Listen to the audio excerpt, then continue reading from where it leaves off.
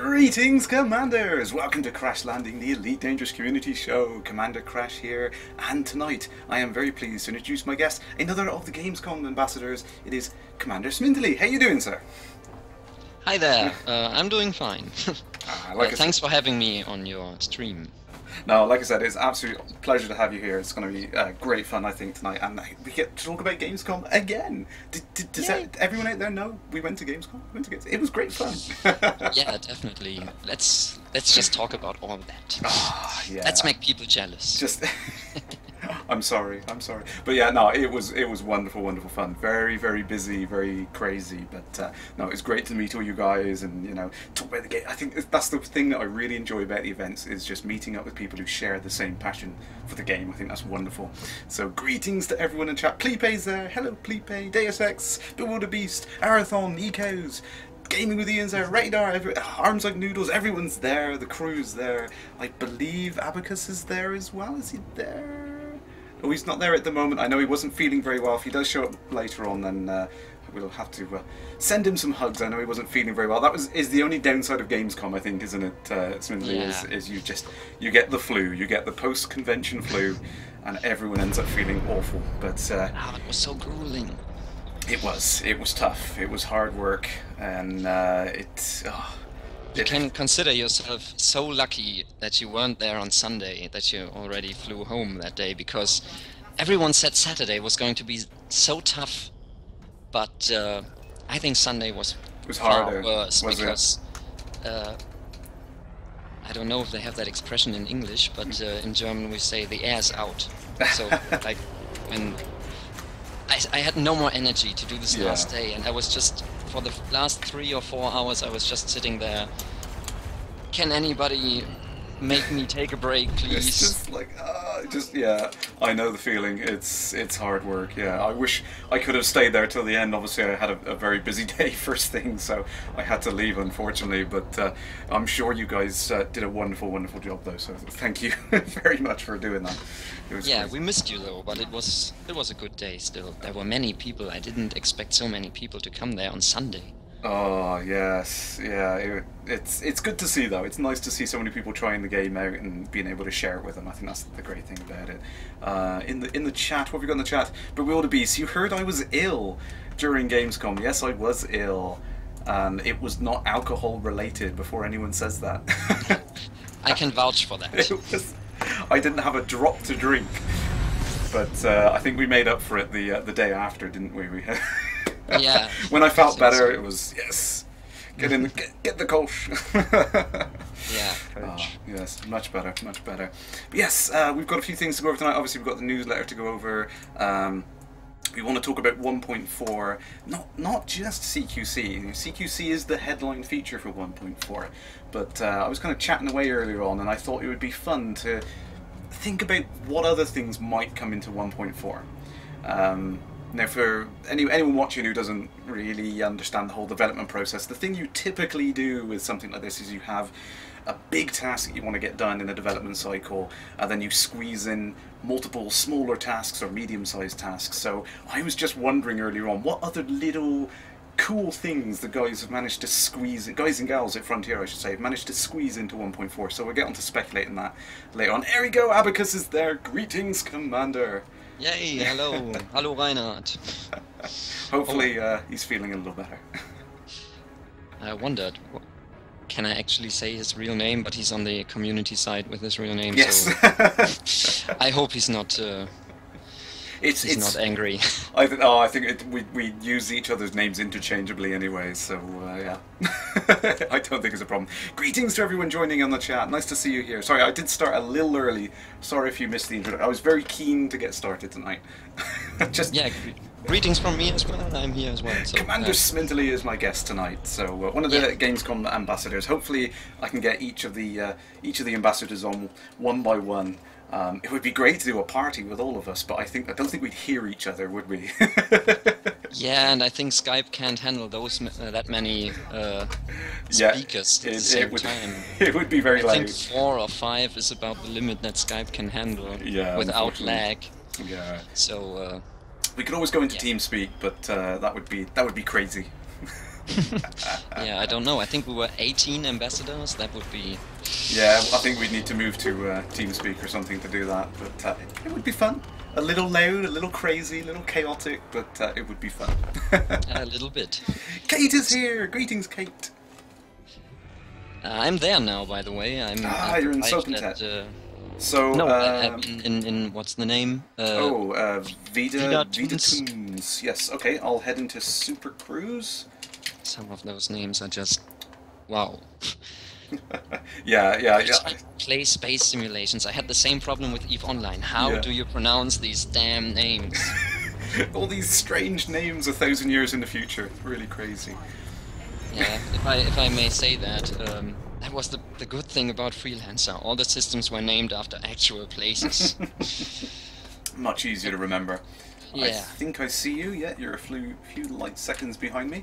Now I've got 4 more pirates to seek out and find, so I have to do that You're first. in a vulture too. Oh yes. Right, so I got 6 there. We need 4 more pirates. See if we can find some more pirates. Oh, Dog's there with Kate as well. Hello, Dog. So Dog's going to be staying at my place tomorrow night. So no peeing in the bushes. Right. Interdict. I've recently fitted this out with an interdictor because I wanted to try a little bit of bounty hunting. We like a bit of bounty hunting. Yeah. That's Steve. one of the main things I do. So. Yeah, I mean, I just started doing it a couple of nights ago. Just decided I wanted to change things up and do something a little different, and kind of enjoying it again. I forgot how much fun it was to go and seek out these guys in Super Cruise, and also, I mean, you can find quite a few pirates in the little signal sources, can't you? Doing the, you know, finding little like pirate traps and things like that, which work very well. So. Yeah, I think so. If I got that correctly, I just needed to mute my phone because it was ringing. No problem. So, where are you now? Can I go where you are? As I said, I've never done anything with wings. So you should see where I just dropped out of Super Cruise, you should see like a blue marker. If you target that and get to, I think it's within 3 million meters, I think, then you can follow me in. What I might do is I might soften this target up for you. And are you far from that target? I don't see it at the moment. I think it's just above me. Wait, I have to make a little turn here. Okay, make sure the wing beacon is on, and then you should be able to target me. So the other thing you can do is up in the top menu, you can find my name on the second tab at the top, and you can target me, and you get an option to engage navlock as well. So yeah, I see. There it is. Cool. Now I see the blue marker. Is it far away or is it? No, it's pretty close. Okay, I've softened this guy up, so I'll wait a little bit for you, and I'll check the chat, see if everyone's. Shenray's there saying, "Do we have Chav crash?" Yes, I've got my. Hang on, let me take my hat off. I've got my elite hat on backwards, like a. There you go. Put that down. Can they see you? I've got the webcam on, so yeah, they can see me making a fool of myself. Webcam by popular demand. I'm not popular enough for that. Any more questions in there? Was there one about Dog glowing from the radiation from Slough? I hope not. You have to put you in decontamination.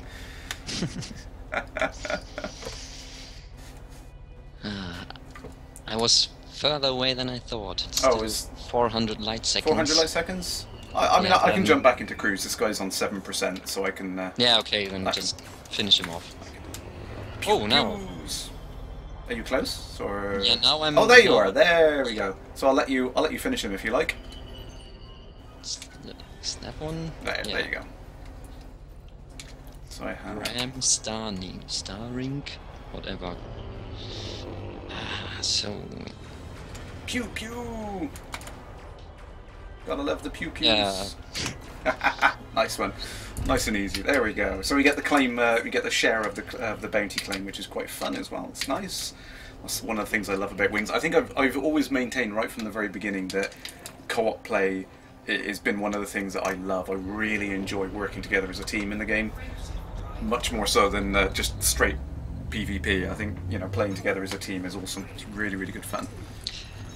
Yeah, I think so. I never done it, as I said, but I think it can be very funny if you have the right people for it. Yes, absolutely, especially in TeamSpeak and you know, sitting there in a large group and coordinating and working together. It can be very, very cool. It's great fun. Definitely do that. Oh, we've got another little sidewinder on there. The other thing that you might not have noticed when you're playing in a wing, Smintily, is you can see my target selected at the top there. Nico Demas there, I've got him selected. So, and I think the default keys is you can press, if you've got me targeted, I think you can press 0 on the keyboard to target him. But I always forget the default keys because I keep changing them. Oh, there you go. I think that worked for you. Yeah, I have him inside, so no problem. But I don't have the default layout. Too, so I see. Yeah. I don't know. 0 is. I don't know. I think the 0 is no target or something. I don't know. Oh, okay. But I have him. It'll work. Okay. Cool. Yeah, I do like the little additions they put in there. And this is one of the things I was thinking about earlier today. Actually, was how many things have changed. I mean, if we remember back before the 1.2 update. Even simple things like chat, we know there were horrible problems with chat. I mean, let's be honest with it. There were some real big issues with it trying to get chat to work. And as soon as 1.2 came out, chat has been perfect for me. I've had no issues with it whatsoever. So it really does make me excited for what's going to come in 1.4. I think some of the little things that we're going to see improved are going to be great. I was kind of chatting away on Twitter earlier on today. Oh, there we go. I can't see you though. Did you drop near me or did you? No, where's the marker? I don't see the marker again. Okay, wait. I had him and then you saw I interdicted him, so he... Yeah, I don't see the marker now. Oh, okay. Let me come back to Super Cruise. He was only a little sidewinder, so... Yeah, now I see your marker. Is that you? Yeah, that's you. Okay. That's okay, I'll come back to Super Cruise now. Oh, quick question in the chat there. Oh no, there's the signal. Have you got it? Now I'm dropping. I hope you're not... Oh no, I haven't charged my drive yet, but okay. He's gone. It was just a little sidewinder with no shield, so... Yeah. It's like... Too slow. Just poof, disappeared. But so I'll if just you try, by the way, to start my recording for my video. Let's see if that works. For all the stream viewers, I'll just... I have to excuse me. You have to excuse me because I'm going to talk a little bit German now for my viewers, if it works. Yeah, go ahead. Ja, hallo, willkommen zu dieser speziellen Let's Play-Aufnahme mit Commander Kerrash, dem berühmtesten Elite-Twitch-Streamer. Say hi to my audience. Hello! Yeah, I'm going to change between German and English for my viewers, and he's on a stream, so we'll be mainly speaking English, but I'm very happy to be on his stream, and I hope you're happy to be in my sort of show. Absolutely, no, I'm happy to have you here. It's great fun, like I said. It's always nice to share that enthusiasm about the game. Yeah, definitely. So we've got some questions coming back and forth here. As Bewilderbeast is asking me what else I've been playing as well as Elite. I play lots of different things. I mean, I was going to say Kerbal. I do play a lot of Kerbal, but that's another space game. Ark, Survival Evolved. I still like a little bit of Quake every now and then. I do like the deathmatch. Lots of different things. My Steam library is huge. I could show it on the screen, but it would take forever to scroll down. I do play a variety of games. I only really stream Elite because it's just my thing. So if you don't see me streaming other games, it's just because I'm, you know. Yeah. What about you, Smintily? What do you like to play besides Elite? Yeah, finding the words.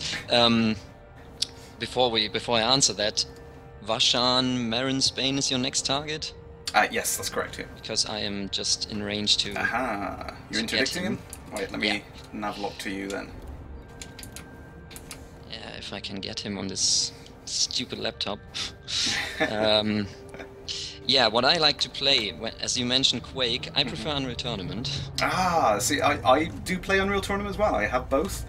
I think that it's one of those things that a lot of people say one or the other, don't they? It's like, oh, you know, there's a big kind of holy war between the two.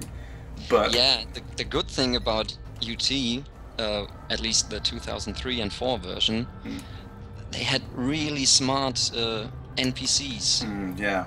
And I always love, I mean, I think nobody is playing them anymore. Oh, no, I mean, I still fire up the old 2003, I think, version. I still fire that up every now and then. I've got the discs. Yeah. I do like to play 2004 because it had such a great career mode. It was really the tournament, and when Unreal Tournament 3 came out, I thought, wow, they're trying to do a story mode? What the hell? That is just... No.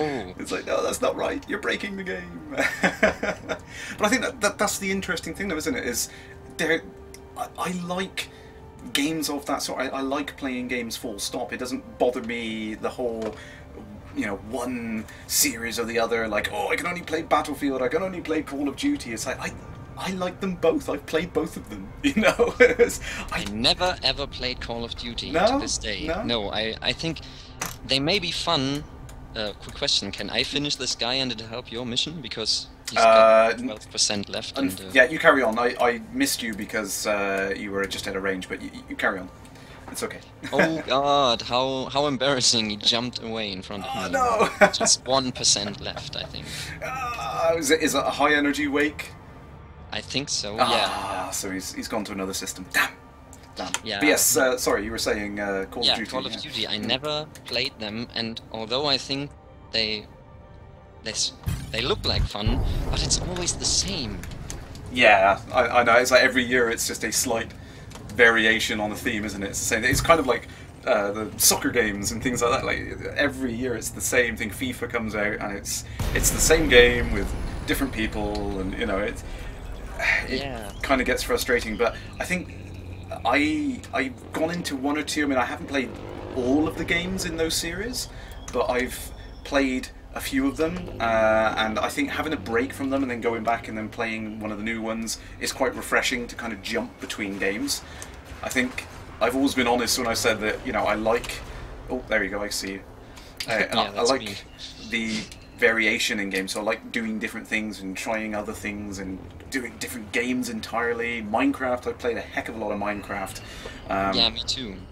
So, you know, I love the variation of doing different things. So, do you want to finish him, or...? I don't see anything. I think I have the server problem or so. Oh, okay. Perhaps the laptop again. Okay. Was it? You said it was running about 20 frames a second, wasn't it? Yeah, it's really fun. And in the lowest settings as well. Quick notice to my viewers. Ja, ich bin hier gerade zu Gast bei meinen Eltern und damit ich mit Crash aufnehmen kann, Kerrash, sorry, musste ich das Laptop meiner Mutter kapern. Mit grandioser Onboard-Grafik. Aber immerhin, es funktioniert, also. So, back to you, and Call of Duty and football games and so on.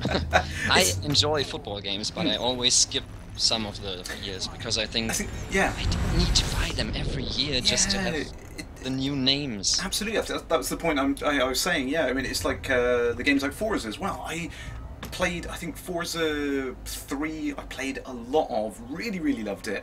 I got Forza 4, and to me I didn't find that there was enough different to enjoy the upgrade, and I haven't bought one since, but the latest Forza that we saw at Gamescom I really like the look of, because I've waited a little while. I haven't played every single one, and absolutely I think you get bored with the same thing if you keep playing the same thing over and over, so it's nice to have a refreshing change and stop and play something different and then come back to playing something you know, you've played before. I think it's nice to do that and to see a big step up, you know what I mean? Yeah.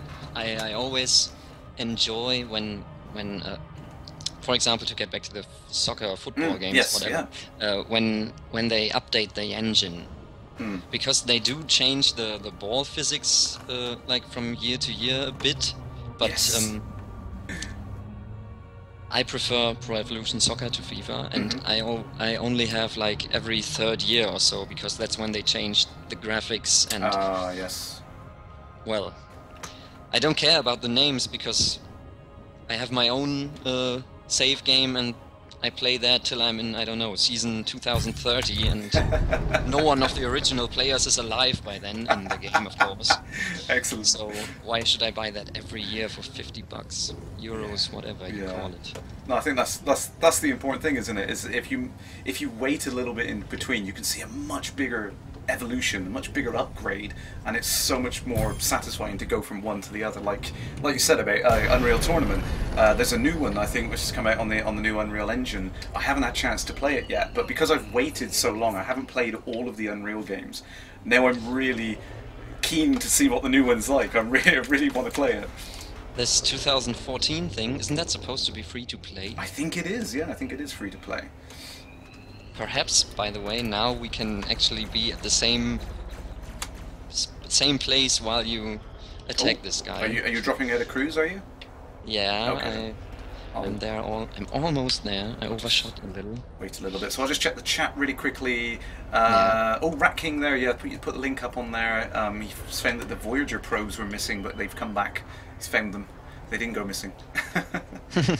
Montaxia, greetings, Commander. You wonder if Sarah J. Avery's AI improvements will make it into 1.5. Maybe. I know there was a lot of things she wanted to do for 1.4, but I think they were postponed. Yeah, the AI updates there, they sound really interesting. Scary. Yeah, because I get so bored by the AI, and I don't get to your signal. That's really annoying. I always overshoot a little, but the AI upgrades, I think, first of all, Matrix comes to mind. Yes. Great. And now I'm there. And the other thing with the AI is I always found, even if you're fighting a much more powerful ship, then you can always just fly backwards, and the AI never seems to catch that. Yes, no, I know that Sarah has put together a routine to deal with that behaviour, so that is something she's thought about, and it will be in a future patch at some point. So they have some sneaky tactic now. Well, not now, but eventually they will have this tactic where if you are flying backwards, they will attempt to kind of go up and over and above you, staying just outside of your weapon range, so that they can't be shot. So yeah, definitely some new maneuvers and things coming in, which is going to be interesting. And I don't see the enemy again. Maybe it's a connection problem. Maybe let's finish this one off. Yeah. But I do see when he's firing at you. Oh, interesting. I see a shield glowing, but I don't see... And I do see you shooting, of course, but... I don't see him. Or her. I think it was a her. Emily something. Yes, yeah. That was one thing I always wondered. Who put together the names for the NPCs in Elite? I don't know, were those fan ideas or something? It was a combination. Beta, I met a character, an NPC called Doug Fader, and I always thought, I am your father. Yeah, no, it was a combination. There was a whole bunch of funny names that the Frontier put in themselves. There were various Kickstarter backers. I put one name in as well myself, actually. We could put various names in of various people. Your real name or your nickname? I actually put the NPC name down in honor of my father. So if you see Derek Virgo out there, that's my father. Just I think I saw one like that, but I'm afraid I didn't know that back then, so I shot him. No but problem. My personal favorite in NPC names was Sean Lennon, because I'm a big Beatles fan, and I thought, Sean Lennon. I immediately named my episode in the Let's Play today with guest star Sean Lennon. Excellent. Rightio, I'm jumping to Sopentet now.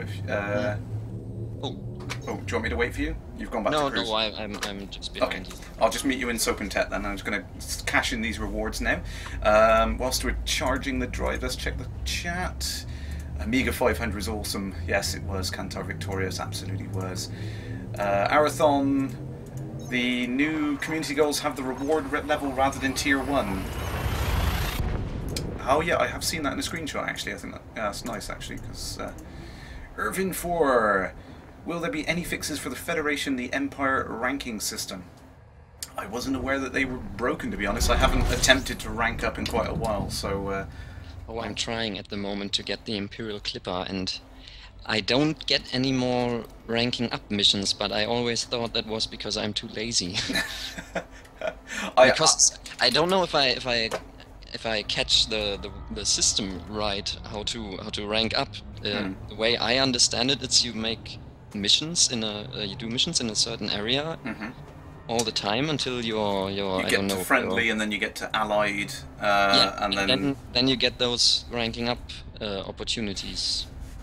Yes, I think that's how it works. You get missions that show up in there, which is like military progression mission or something like that. It's a slightly different name to a regular bulletin board mission. Yeah, they have fancy names. I think it's Federal Progression Opportunity in Federation, and I've forgotten how it's called in Empire. Something similar. I can't remember either. Yeah, but it has a different name. It's not the same. I think it's... No, I can't remember it. Mrs. K is watching. She's just tuned in. Hi. Greetings. And one Viger. Greetings, Commander. Cantor Victorious is saying the promotion missions were not showing up at all. Yeah, I've heard a few people say that. I thought the same was happening for me 4 months ago, maybe. I put in a ticket, they checked it out, and they said, no, it is working the way it's supposed to. So, we've got... Oh, damn. Are you going to the conflict zone or to the port? I'm heading to... Is it Thoreau Port, is it? Yeah. Yeah, I'm trying to head there. I just got interdicted and I'm safe now, so I'm okay. I don't think I want to go to that port because I'm hostile in this area. Oh, I'm hostile as well. You're on a you've backed a power, have you, in power play? Yeah, I think we're in the same faction. If I saw that correctly, I'm at the Lavigny. Yeah. I can't pronounce that. Yeah. Not in English anyway. No, I had to ask Ed Lewis how to pronounce all these names. I couldn't. And what did he say? He said it's Arissa Lavigny Duval. Okay. I think that's correct. Yeah, I always pronounce it like in French because it sounds Duval. It sounds kind of French to me. It might well be. Yeah, it might well be. You are safe to dock here. Actually, it's not. You won't get shot at. I'll take your word for it. I'm docking now, so it's okay. Everyone can see me. I'm docking now, sorry. I think the hostile indicator just means that it's risky space. You're more likely to get interdicted by someone whilst you're... Won't the police fire at us if they scan us? No, not at all. Okay. Because I always avoided hostile ports so far. It's risky, but only you see like agents from one of the other powers might attack you, but the ports are absolutely fine. I look at it like it's like what's it? Is it political immunity or something like that? It's like one of the other powers' stations won't fire on you because it could be seen as very bad. So diplomatic immunity. Diplomatic immunity, that's the one, yeah.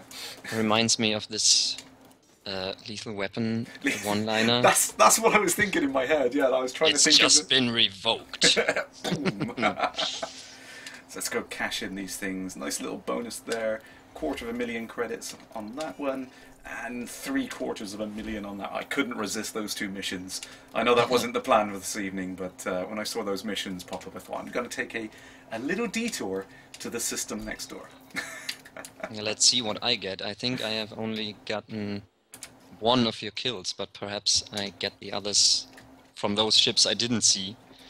Hopefully. What we have there. Contacts. I wonder, do the bounties... no, that's wrong. The bounties are increased for us because our faction is #1 at the moment. But does this count if we cash them in at some other? Yeah, I think so. It only counts if they're. I think you have to cash them in at a control system. to do that. Hmm. I think that's how it works. Too bad. But I think I got nothing here. I think that was in the other system. I should have cashed them in. I've forgotten the name. Oh, something okay. V. Yeah, we can head back over there anyway. We'll head over to the conflict zone in a little while, and we'll do some of that. Meanwhile, if we got lots of people, so I want a quick show of hands from everyone in the chat at the moment. If there's anyone who wants to go to Fantasticon but hasn't bought tickets yet. Quick show of hands for everyone in the chat. I'll give you a chance to catch up with it. I know there's a few seconds delay on there. How many viewers do you have, actually? I don't know at the moment. I daren't bring the... If I bring the page up, I'll be hearing my own audio back and it'll get really freaky. So one Vega wants to go, doesn't have tickets yet. Just one Vega. Marriage Aiden. Commander Spinks, sorry. So there's a few people. Pleepay wants to go. Well, I'm gonna do a little exclusive right now. Actually, if you head over to the Fantasticon webpage and put some tickets in your cart, I can give you an exclusive gift code to get a £5 discount on those tickets. Yay! So if you go ahead and use the gift code, which I'll put into the chat in a few seconds, it is all capitals, Kerrash Landing, all one word. So if you go ahead and use that code, you will get a discount on the tickets for Fantasticon. Applause! Yay! So yeah, go ahead and check that out on there. I am going to be going to Fantasticon. Mrs. K is going to be going to Fantasticon. We're going to have great fun. I can't wait to do it. Like I said, there's nothing I enjoy more than going and meeting people in the Elite community and just getting together. It's good fun. It's great fun. Squee for the discounts, says Deus. Is that sort of your catchphrase? Squee! Yeah, I can't even remember how it started. But I think I was so excited about a coming update that I just was like, just got really excited about it, and it just stuck. So. Tweet the gift. Yes, I will go ahead and tweet that. And we need the Fantasticon. Let me get this up. Fantasticon. We need the website so that you guys can get on. I think it's just fantasticon.co.uk. That's sort of clumsy. This internet domain ending for the United Kingdom. Oh, yes. Because every other country just has dot and then 3 or 2 letters, and co.uk is always a little bit... Seems strange. At least if you're not used to it. Yes, yeah, no, I know what you mean. It is a little strange, a little different. But there we go. That's the UK for you. So, whilst everyone is checking that out in the website, there we go. Has everyone got the link on there? So it's all capitals, Kerrash Landing with a K, Kerrash Landing. If you go and check that in, there is a discount code. You will get some discounts on the tickets, and hopefully I will see you there. It's going to be great. Yeah, Abacus there is saying I got to do the Wallace and Gromit thing with my hands. I gotta, Too bad I can't see you there right now. I'll make a YouTube highlight for you. Don't worry, we'll put it up. It's definitely on there. Just for the Wallace and Gromit thing. Yeah, absolutely. Yeah, gotta do it. We can like make 5 seconds of video. Yeah, we can make a GIF out of it and tweet it. It'll go viral in no time. Just put it on 9gag and you'll be fine. Oh, good question there from 1Vega. I don't know how long those discount codes are going to work. I will try and find out for you. Good question. Yeah, I mean, I will try and ask Mr. Grubb himself, Dan, the publisher man. If we see him in the chat, bother him. If you see him pop into the chat tonight, then please ask him, because I don't know when that discount code is up. Ecos10. Yes, we are still talking about things you want in 1.4. You'd like to be able to bookmark systems. You have about... Oh yeah, that'd be great. You've got 20 Sidewinders scattered around the map. I know the feel. Let's have a look at my map at the moment. I've got ships all over the place at the moment. I always sell extra ships I have, so I have all my ships in... I think it's in the headquarters system of Miss Duval. Yes, yeah, I've got one over there. I've got 3 or 4 in the nearby system. Yeah, I've got them not as spread out as they were. I've actually kind of bought a couple of small ships and taxied them back and forth. Now, I know that was one thing that was promised way back when, was the idea of being able to taxi ships around, like you could ask to have all of your ships brought to one starport and pay a fee to get them all delivered to one place. I know that hasn't made it in. But I don't know, I mean, I kind of enjoy shuffling my ships around, actually. I've got used to buying a little hauler and kitting it out and jumping around and bringing them all back together, so... I did that. I luckily have only 2 ships, and I once had to, when I pulled them together in this headquarters system, I just got a little sidewinder, sold all the equipment so I have the farthest jump range and get my other ship there. Yeah, I did exactly the same thing. It just feels so much better when they're all organized. They're all nicely. Yeah, and that's for me. That's the old the bad competition, the EVE Online reflex. Because when I played EVE Online, and I had like, I don't know, 5, 6 ships, and when we relocated our what's the name, corporation base of operations, sort of. Then we always had to taxi between these systems, and it's just so... because none of us were able to fly carriers, because, well, my friend who still plays, when he relocates, he just puts all his ships in his carrier, and, you know... Yeah, I would love to be able to do that, I mean... Hopefully... Didn't someone mention that the Anaconda has sort of a docking bay? Yeah, I was totally trolling Mr. Lewis on this, and he absolutely fell for it, hook, line and sinker. Now, I know that the description of the Anacondas had that little sentence in it since the very first description went up on the website, saying that it could be upgraded with a docking port to carry a Sidewinder size ship inside it. But I saw it was printed out on those nice diagrams we had for the create your own paint job competition. Which we'll get onto in a second. Did you put anything in there? I've got a couple of ones that I haven't got them to hand, actually, but that I printed them out, and me and my sons, we were both sat around the table, all of us sat around the table, and we were just filling them in, colouring them in. So I've got to put them in so they can have their chance. But yeah, we were just reading that thing out, and I kind of highlighted it. I was like, oh, look at this, look at this. And you know, a couple of people bit and kind of said, oh, look, that's got to be confirmed. And then some people kind of pointed out, it's like, yeah, that's already been there. I was like, I know, but I just wanted to get people talking about it, and it worked. Yeah, I almost entered myself, but I didn't have any time this week, and well, this weekend I'm not at home, so. No entry for me, but I'm also not very much of an artist, so... I'm terrible myself, but I just like to have a play around. It was good fun. Yeah, definitely, but I wanted to come back to that what's coming up in 1.4 thing. Oh yes, go ahead, yeah. Of course, CQC, I have to mention that because I liked it so much when we had the stream on the... You weren't there on Sunday. Perhaps you did see the stream, though. I was probably driving all the way across the country.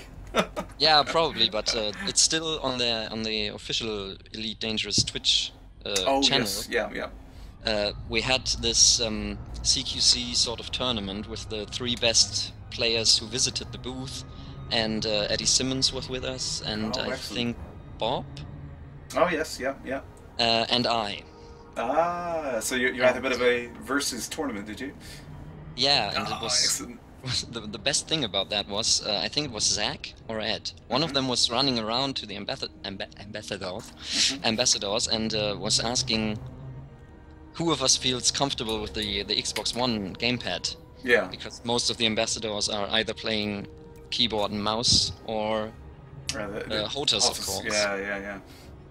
And I kind of have the feeling I'm the only one who plays with gamepad, and so I felt very comfortable with that. And then we had this little tournament, and I won. Yes. Yeah, and Ed told me afterwards they had the guy who came in second place. He was then the official winner because we, the ambassadors, couldn't participate officially. Okay. Win. And all I got to do was wave to the camera in the stream, and Ed came to me afterwards and said, we should have brought you on the stream. Yeah. Oh, but it's suddenly we have combatants. Lots of pew pew. Yeah, I don't Oh, see wow. anything again. Oh, wow. I think I have to jump out and jump in again. Okay, okay, yeah, there was a slight delay before they appeared. Yeah, but I don't know. I think it's still a problem with the laptop, but I okay, try. okay. I'll try to get in without the nav lock. Okay, okay. That should work. I was gonna catch up with the questions. Sorry, guys. I just Arathon, your mad theory for 1.4 would be a list of bookmarks. So the last 5 places you've visited, you can pick on navigation. That would be handy. That'd be very nice just to have that. Abacus, yes, you can say a big thank you to Commander McLeod for letting the community help with the translations for Coriolis.io. Cool. Right on, community. Hey, Commander, Hold My Kidney is there. Greetings. I've lost you. You've gone to unknown. Don't know where you are. Yeah, you are unknown as well at the moment. I'm in Super Cruise right now, and I'm jumping into the conflict zone right now, and I hope that I now see some ships. Oh, I see. Yeah, I see where you've gone. Hang on. Now you're in Super Cruise. Yeah, no, I jumped out because I was under heavy fire for a second then. Quick catch up with the chat whilst I'm travelling.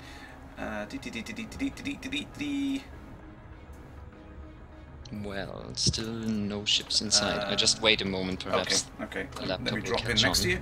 Arathon, another mad theory for 1.5. Landing bay racks for 1 to 4, depending on class. AI drones up to fighters for deploying. Yeah, that's an interesting theory. Yeah. I mean, there was that talk for Horizons that.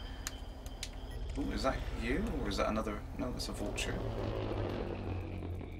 I can see you, but I don't see anything else. I hope the laptop will catch on. Okay, let's give it a second then.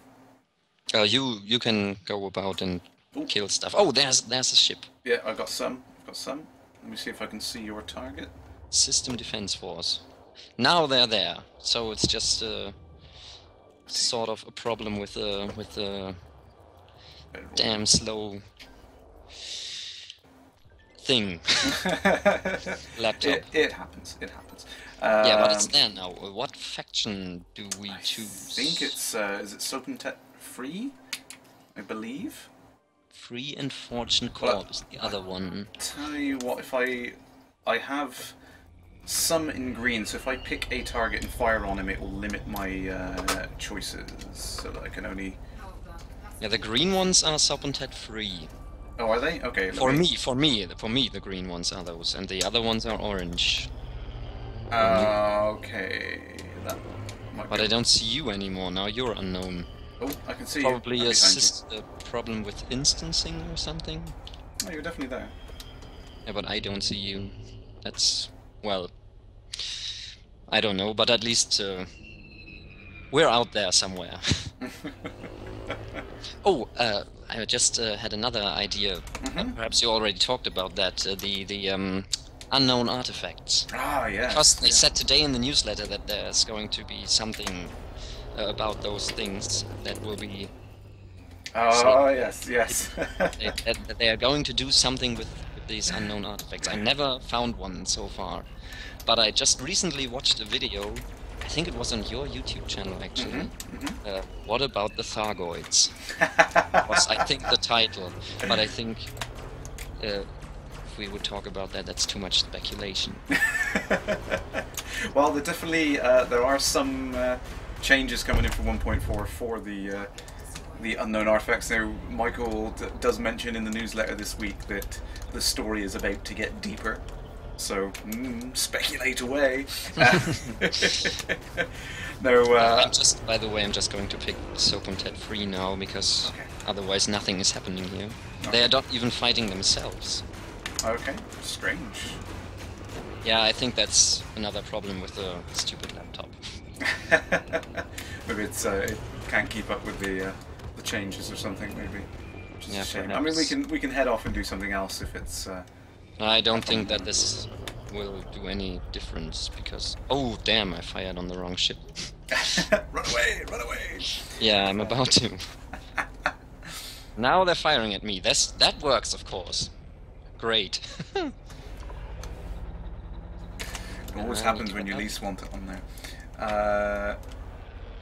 Oh, any more questions on there? Rat King, let's add you. Can I? There we go. I've been meaning to do that for a while. Hopefully that's worked. I hope that my viewers understand English well enough, because I don't want to interrupt with German. Oh, I'm sorry. No, go ahead. Go ahead. Don't worry. I don't want to disturb your viewers with that weird-sounding No. alien language. Didn't I tell you the story of my friend with the American father? I think I mentioned that when they were eating outside somewhere in, I don't know, I think he lives in Texas, and they were talking in German, and this lady from the table next to them turned to them after 10 minutes and said, "Are you sick? Is everything okay?" Because this language just sounded so strange to them. Yeah, I remember you saying. I could imagine though. I mean, if you didn't know, then if you didn't understand, then yeah, it would sound different. It's always these. Oh, what's wrong? I can't choose affection. It's always these and sounds. Yes, yeah. That's the thing, though, isn't it? I mean, like English doesn't use some sounds for it. It doesn't need to use those things to express. So it will sound strange if you're not used to those kind of things. Oh, I've got 3 on my tail. Just wondering. Now it's getting really funny. I do see the ships now, and I see them fighting, which they didn't do before, but I can't choose affection. Oh, now I can choose affection. Okay, everything's fine. Seems like it's just struggling to keep up, doesn't it? Yeah. Poor laptop. But at least it's not overheating or anything. But where are you? I don't see you anymore. It just says you're at Sopentet A1.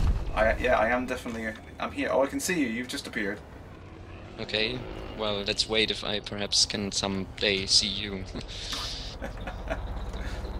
Oh, quick catch up on the chat.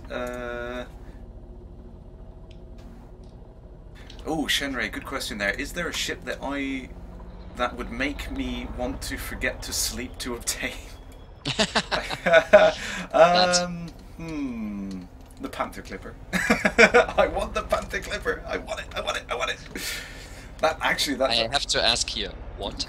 The Panther Clipper. Oh, of course. You never played the prequels on the Amiga or the. I did play Elite with the emulator they provided. Okay. From the Elite store, from the Dangerous store, but only like for, I don't know, an hour or so, because it was just so. Oh my God! Why did people ever play this? I was born in 1990, so. That was a bit before my time. Yeah. The first thing I remember playing was Super Mario Land on the Game Boy, so that was really a bit ahead of that. Yeah. Well, the Panther Clipper in Elite 2 and Elite 3 they were like probably the biggest ship you can get. I think they were something like 2,000 tons of cargo space. They were absolutely enormous. They were like the ultimate ship. They were like, if you got that, you felt like you won the game. You'd done everything. You've traded so much. They literally cost millions and millions of credits, and it was harder to make credits in the earlier games as well. So yeah, it was. If you got that ship, you were doing very, very well in the game. So yeah, that was always my favourite. Once you'd done that, you'd won effectively. You'd beaten the game. So I want that back. The best thing about that ship though is it had 4 engine nacelles, 2 each side, and they would rotate to point downwards so that the thing could dock when it lands on a planet, like vertical thrusters. And then when you went to fly again, they would fold backwards in line. So yeah, so it was when we first saw I think it was the Diamond Black Scout and the Explorer that. It was great to see the rotating ship parts, because it was like, yes, that's a precursor to the Panther Clipper working. I want those engines back. Yay. Couple of things from Felipe. Yes, you had Elite running on your laptop in the hotel in Cologne. The engine is really scalable. Yeah, it is really, really awesome. I love how it can go up and down. Abacus, yes, you're absolutely right. I want every old ship in Elite Dangerous. I want everything, including the crate. I want the crate back as well. It's not fair. Where's the crate? But that brings us on. Actually, let's take a quick peek at the newsletter this week if we can. Actually. Yeah, I read up on that before we started. let's go over to the... Yay, Anaconda kill. Yay! Let's go on over to the peak of the week. I'm going to scooch right down the newsletter to the peak of the week, so that's going to zoom out. There we go! Peak of the week! Woo. So, whoops. Let's get that back on the screen there. So yeah, so you can see in this week's peak of the week, we've got this nice little piece of concept art here for Elite Dangerous Horizons. We've got this wonderful looking like launch tower, like a refinery or something on this this rocky, atmosphereless planet here. Nice little picture of the SRV, the little scarab there in the bottom left, and then we've got the this unknown vessel in the top right. Now this has caused a bit of speculation because when people saw it, you can see that it's got the 4 rotating engine nacelles, just like the Panther Clipper. It looks big, but I think if it was the Panther, it should be a lot bigger than that.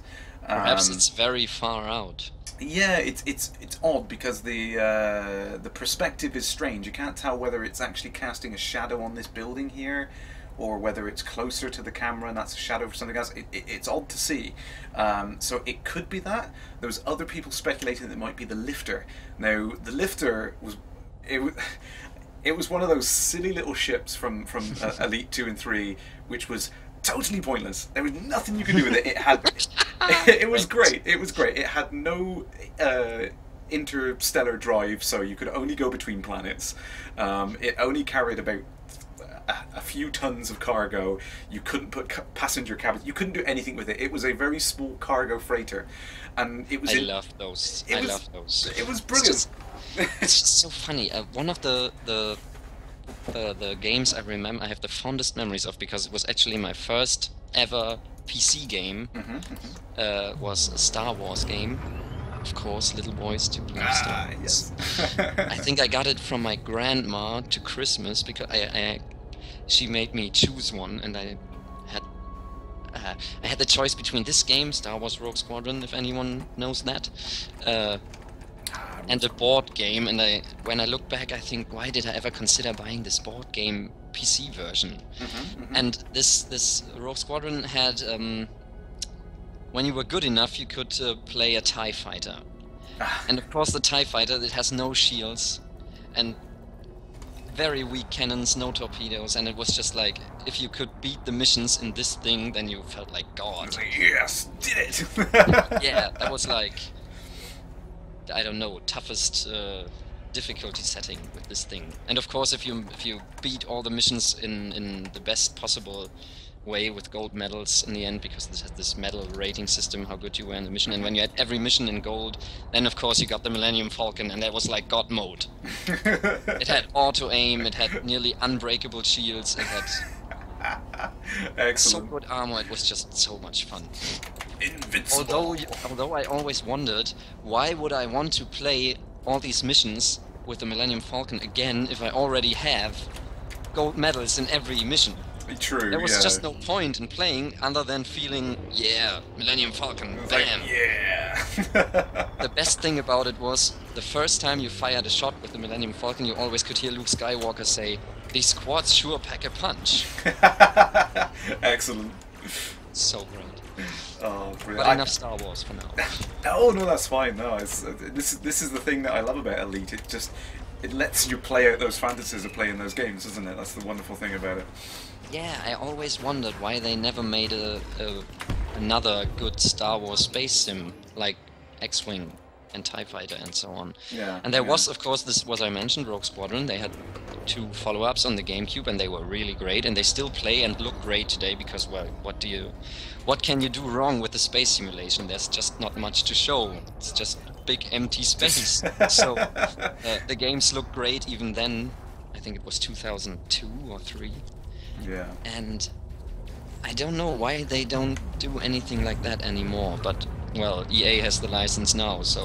Well, yeah, the new... Is it Battlefront they're calling the new one? Yeah. So they had a really big display, didn't they? It was fantastic. They had the full-size... Is it TIE Fighter? I think they had the full-size display there, and... I didn't see that. I only saw the AT-AT.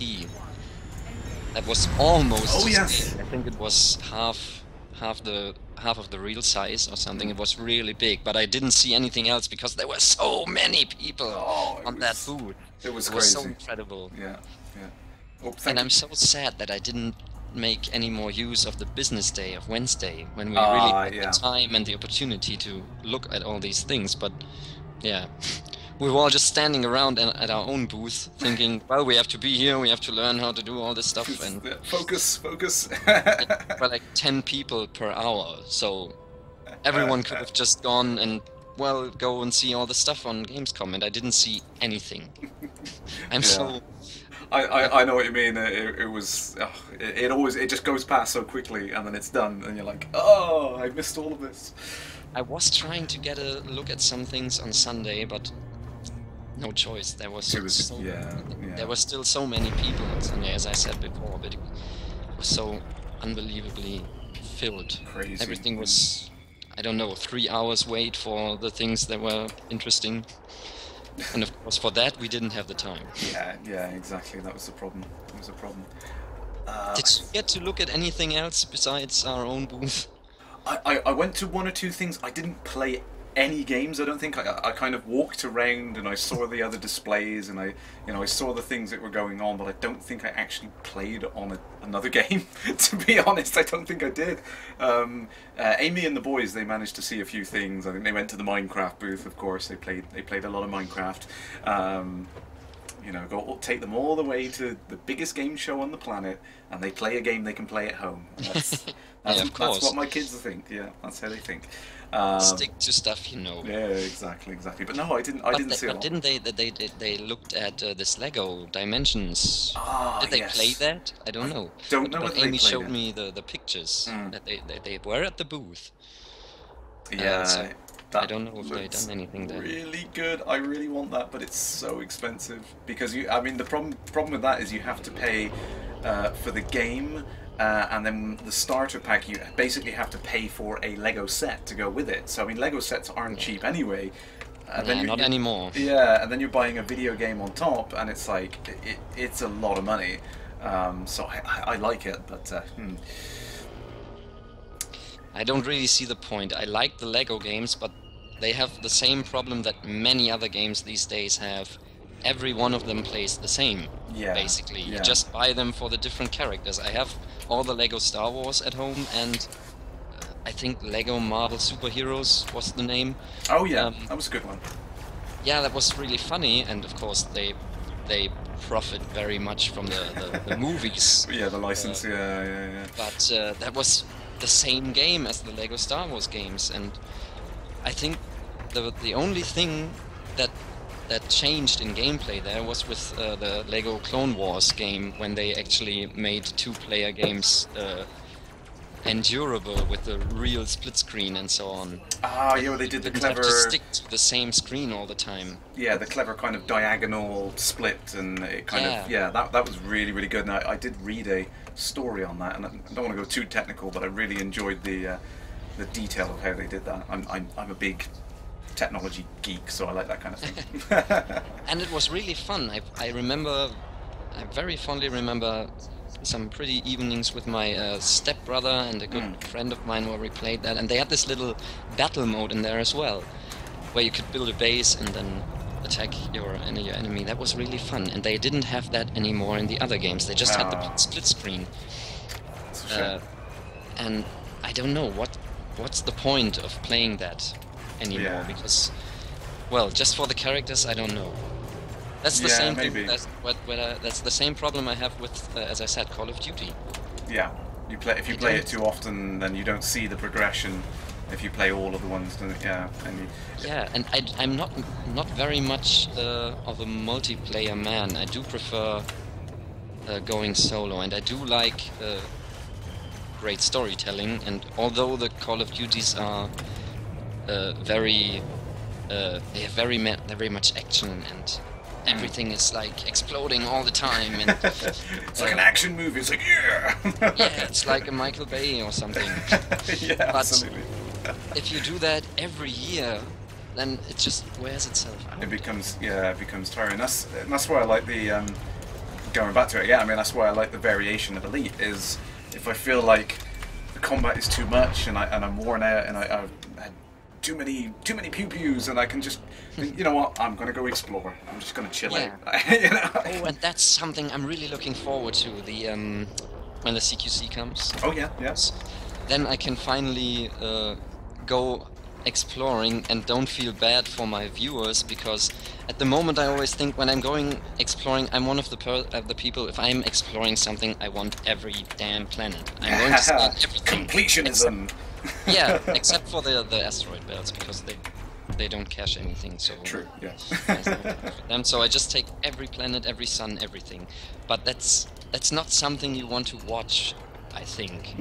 Even if you like Elite, you're just sitting in front of there and you watch somebody and he's talking complete rubbish and just going from planet to planet in a straight line, and that's not really interesting. But when CQC comes, I can say, okay, I'm going to Seg A now, and every 3 or 4 days I'm going to make a break and play CQC for you guys. So exactly, yeah. Exactly, yeah. And much looking forward to that. That's really going to help a lot of people. I mean, if people didn't want to try exploration before, I don't think there's any kind of reason to not give it a go now. You can just get out there and try it, and then jump into the combat whenever you want. So yeah, I'm absolutely really enjoying that as well, and hopefully when that does hit, I can head off exploring again. I know Abacus does want to go exploring when he gets back, but we've got to get into a little bit of combat first. So when you are feeling better, Abacus, we'll get in a pair of vultures and we'll head out to some combat zones, definitely. Yeah, when I'm at home again and I don't have these server and whatever problems, I would be glad to join you. Yes, absolutely. Yeah, we'll get in a ambassador's wing. I think that would be great fun. By the way, I still don't see you, but I'm happily killing stuff. Yeah, I had to jump out and back in because I hit an ally ship. Everybody went red, and Rat King shouted at me, "Quick, jump, jump, jump!" Yeah, I know the feeling. Although nobody shouts at me, I just have to shout at myself. It's like, quick, what are you doing? Run, run! Perhaps if I jump out and back in again, then perhaps I can see you. But I don't. I'm afraid I don't see. I won't see any other ships again. So. Oh, okay, no problem. It's okay. If it's working for you, then go ahead and stay in there. I'm going to check the chat really quickly. Sorry, we've been having great fun here. Oh, yeah, crikey, I missed. Arms Like Noodles, you would have loved to apply for the EGX ambassadorship. Unfortunately, you have a holiday. You don't have any holiday left. Yeah, that's kind of my situation, really. I've started a new job, and I can't exactly ask for time off after being there like a week or two. It's very difficult. But I applied for that, and I don't know if I'm taking people from other than the UK. But I don't know. I should find out, really, because I don't think they've actually said in the post on there. So far, I haven't gotten any response. I was just saying if they want to, I can probably go there if they are taking people that are not from the UK. And Abacus, actually, I told him that I was going there and asked him if he wanted my voice, if he wanted to go as well. Don't forget to breathe. If he wanted to go as well, and he said if he can get some time off and they're taking people from not the UK, then yeah, he would like to apply as well. Perhaps if he wants to cool.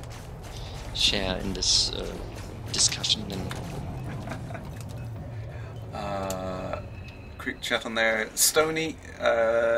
Yes, I agree with you. Yes, I like interacting with the chat. I get very carried away when I've got my lasers out, though. I'm sorry. Yeah, I must admit. I mean, exploration was fantastic in the fact that I could just sit and do whatever I wanted, and I could concentrate on other things. And I only crashed into 1 or 2 stars whilst I was doing it, so that was good. But yeah, it's nice that you can kind of chill and you can do other things, and it's not as taxing as doing the combat all the time. That's one of the great things, as you said, just to do something else. Yeah, absolutely. Just chill. Although, I must say, I'm not a big fan of trading. No, it is hard work. I mean, it is the quickest way of making money in the game, but it is tough. It's very, very difficult to stay focused and do it without feeling like it's very, very, a grind. You know, I know a lot of people say there's elements of the game which feel like a grind, and trading, I think, is one which can feel the most like a grind. But there are some important things you can do to make that feel a little better. I mean, the trick of trading is finding the runs which are the most profitable in the quickest amount of time. And the fun part of trading is going around and finding those systems where there's you know, a place which is just one jump over, which has got something in high demand and you've got it in high supply where you are. That once you find the little areas like that, those are the ones where you can make a lot of money very, very quickly. So just scouting around looking for systems is where a lot of the interesting work can come in with trading. Just take a big notepad, because yeah, that's the thing I don't enjoy very much. I'm one of the people who just goes searching the web for sites that host the various trading trade tools data, and trading tools, and I just don't. I don't think I have the what's the word? The patience for it. Yes, yeah. I don't want to fly around looking for, well, there's the demand and there's the supply, and then I have to get my trading ship, and no, I can't do that. I never did that in any space simulation. Whether it was, I don't know if you know, I think it was from a German team, Dark Star 1, from I think 2006. I've heard of that one. Yeah. Yeah, that was one of those space sims as well, and I never did any trading there. I never traded in Freelancer. I just don't. No, I don't like it. I always liked in Freelancer just flying around and destroying rebel bases. That was much more fun. And it paid well enough, so. Yeah. But that's the great thing, isn't it? Is there's something that everyone can try, and if you don't like one thing, and I think this is an important thing, because I see a lot of people posting things on the forum and saying about, oh, I don't like this, it's horrible, it's a grind. It's like, well, you don't have to do it. If you don't like the trading, you don't have to do it. You know, you could pick a different element of the game and go off and do that. But I think it's kind of there's no argument there if you say that this is horrible, that's horrible, it shouldn't be this way. If you don't like doing it, if you just go find something else to play, I think is the important thing there. Find a different part of the game you enjoy. Like you said, like blowing up the rebel bases, you know, it's much more fun. A quick word there for my viewers, by the way, because I'm jumping around here and just want to explain. Ich suche gerade nach Kerrash, weil ich versuche, mit ihm in dieselbe Instanz zu kommen, falls man das nicht, also für die Leute, die das noch nicht so von sich aus gemerkt haben. Yeah, just one was telling them that I'm jumping in and out of Super Cruise and trying to get in the same instance as you are in, but it's still showing that you're at Sopontat A1 and not saying that you're in that conflict zone. Okay. So I do see your marker, and I tried to get to your marker, but I'm just trying to get into the conflict zone and see what happens. Okay. I'm avoiding these anacondas with these frag cannons. There we go. Yeah, they're bad. Oh, they hurt. They hurt. Right, there we go. So I'm gonna check the chat really quick. It actually makes me ask, what shield generator do you have in your Vulture? I think I'm running an A5 actually at the moment. Yes, A5. So it uses a lot of power, but yeah, definitely. I have an A5 as well, and it's horrible. That's the one problem about the Vulture. It's, I think, so far the best ship for my needs, if I'm going out and fighting. But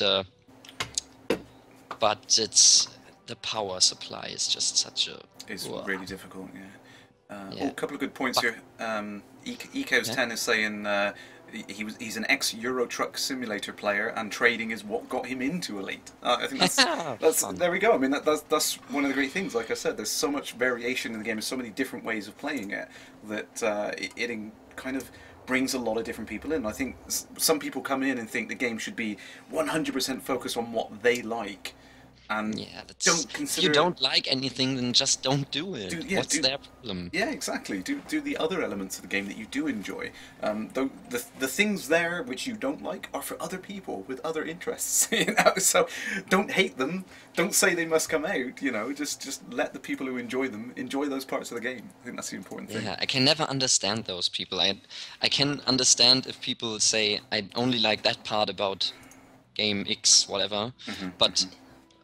For example, I do know some people who play Minecraft and just gather the resources. They have like a simple earth hut with a door, and that was it. And then it's just filled with boxes with crates. And then they just gather stuff. What's wrong with that? I once thought about just playing Minecraft and have a crate full with 64 with lots of stacks, just 64 pieces, complete stacks with everything that is in game. That would be too much of a grind. I can't do that. But that's again, the point is, I think people find the things they enjoy and they head down. And when you find an element of a game that you enjoy playing, you will play it over and over again. You enjoy that thing, and it's not a grind for you if you like that activity. You know what I mean? And it's because people will turn around and say, "Oh, this is a grind. This is a grind," and it's like, well, if you're feeling like it's a grind, then maybe it's not the activity for you. You should try something different. You know, it's not the game which is at fault. It's you've picked the wrong part of the game to play and enjoy. Arms Like Noodles has got a good point on that. He thinks the complaints are coming from people who want to get to the triple elite in the easiest way possible, and they enjoy one part of it, but they don't enjoy the other two parts, and then like, oh, the other two parts should be just as much fun. It's like, well, not necessarily. You don't have to get triple elite. It's not a prerequisite. It doesn't mean you're winning the game by getting triple elite. It's just a badge. It's just a badge of honor. That's what it is. That's the great thing about many space simulations. I always like that about EVE Online as well, that you can just go in and just say, well, I want to do this or do that. I want to reach the next rank or whatever, or want to fly that ship with the best possible skills in EVE, of course, or the best possible outfit for what I do. But it's hard for some people when the game doesn't give you that carrot in front of you. You always have to make that carrot for yourself. Yeah. And I think that's what some people don't understand with the kind of games where it's open like that, is that you have to think of your own goal. What do you want to achieve? What is the plan? And then you know, once you've identified something that you want to do, you go for it. You know. I think I give up. I can't find you. I just go again and. Okay, yeah, I just heading back to the dock to reload and rearm and everything, and then I think we better read through the newsletter, because we've been having much fun doing the pew pew tonight. So yeah, perhaps do something else. Didn't you want to go to what's the name, Two Ship or something? Where did I completely forget. Oh, I am about to be destroyed. Oh, run away, brave Sir Robin. Yeah, that one I will get that one. Come on, explode. Yeah, 8,000 credits. Rat King, you are seeing Mrs. K's arm. She's off to the side of the camera at the moment, but she's too shy to say hi. Let's go ahead. Let's bring the newsletter up for everyone. Newsletter 87. Let's get so many already. So many newsletters. Yeah, we're up to 87 at the moment. I'm going to celebrate number 100. Oh yes, 100 better be a really, really good one. I mean, where does that put us? We get one newsletter a week. 87 at the moment. 88, 89. 13 weeks. 89, 90. I'm just trying to figure out. It is 91, 2, 3, 4, 5, 6, 7, 8. 99. So newsletter 100 will be with us on the 20th of November. So before the 1-year birthday. Just before. Speculation hype. Newsletter 100. If that's not the announcement for Horizons going, then I miss to do that. Some people are getting Mrs. K to put her arm in on the camera. Yeah.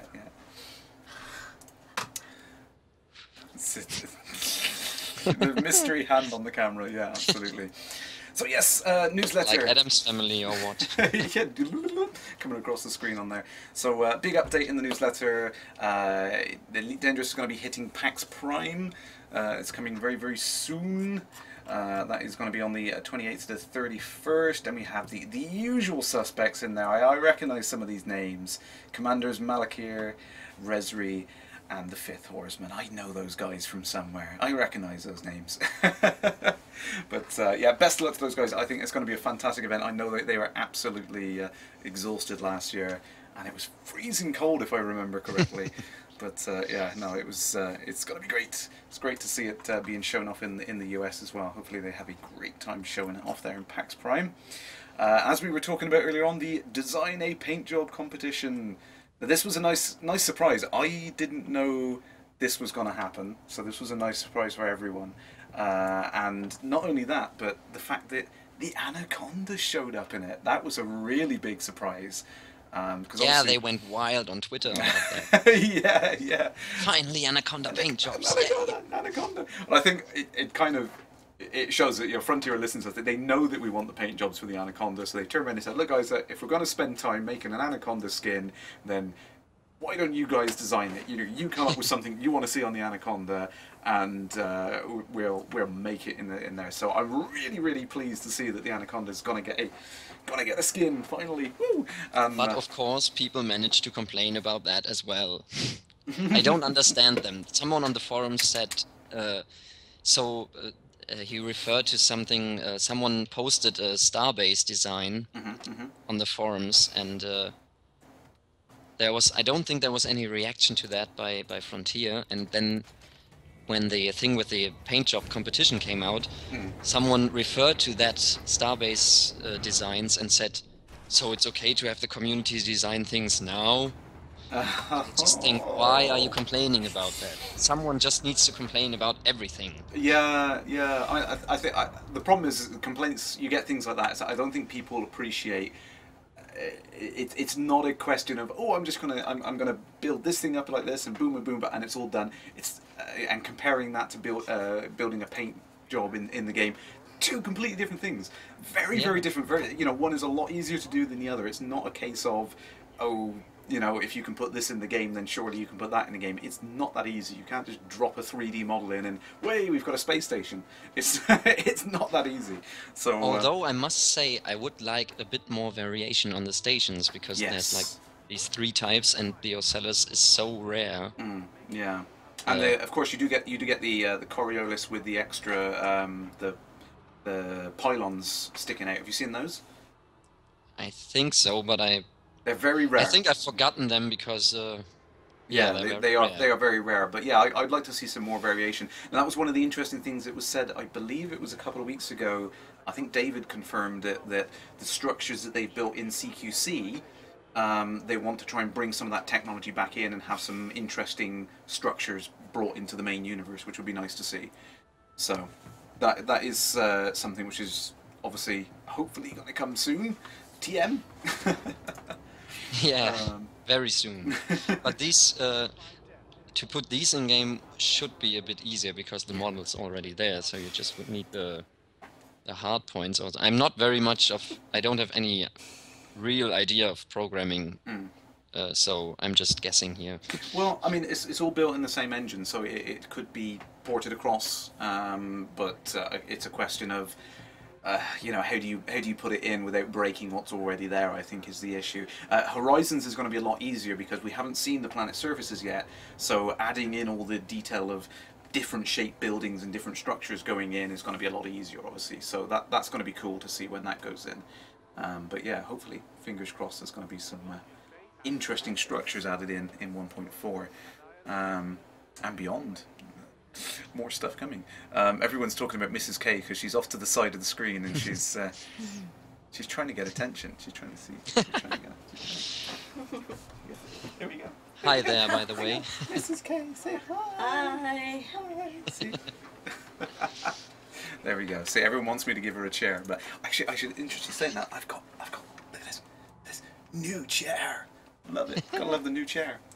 So let's get on with the newsletter. Sorry. So yes, this is a nice new section which Ed has started working on into the community site, the weekly community goals blog, which is great because I think the problem with the community goals is there's always been a need for some feedback from Frontier, but it's kind of been difficult because you'd have to put a ticket in or you'd have to try and get the attention of them on the forums and stuff. Now what Ed's trying to do is give a weekly summary of everything which is coming up on the community goals and saying who's done the top 5 contributors to each goal and things like that. So right on to those 5 commanders there on the screen.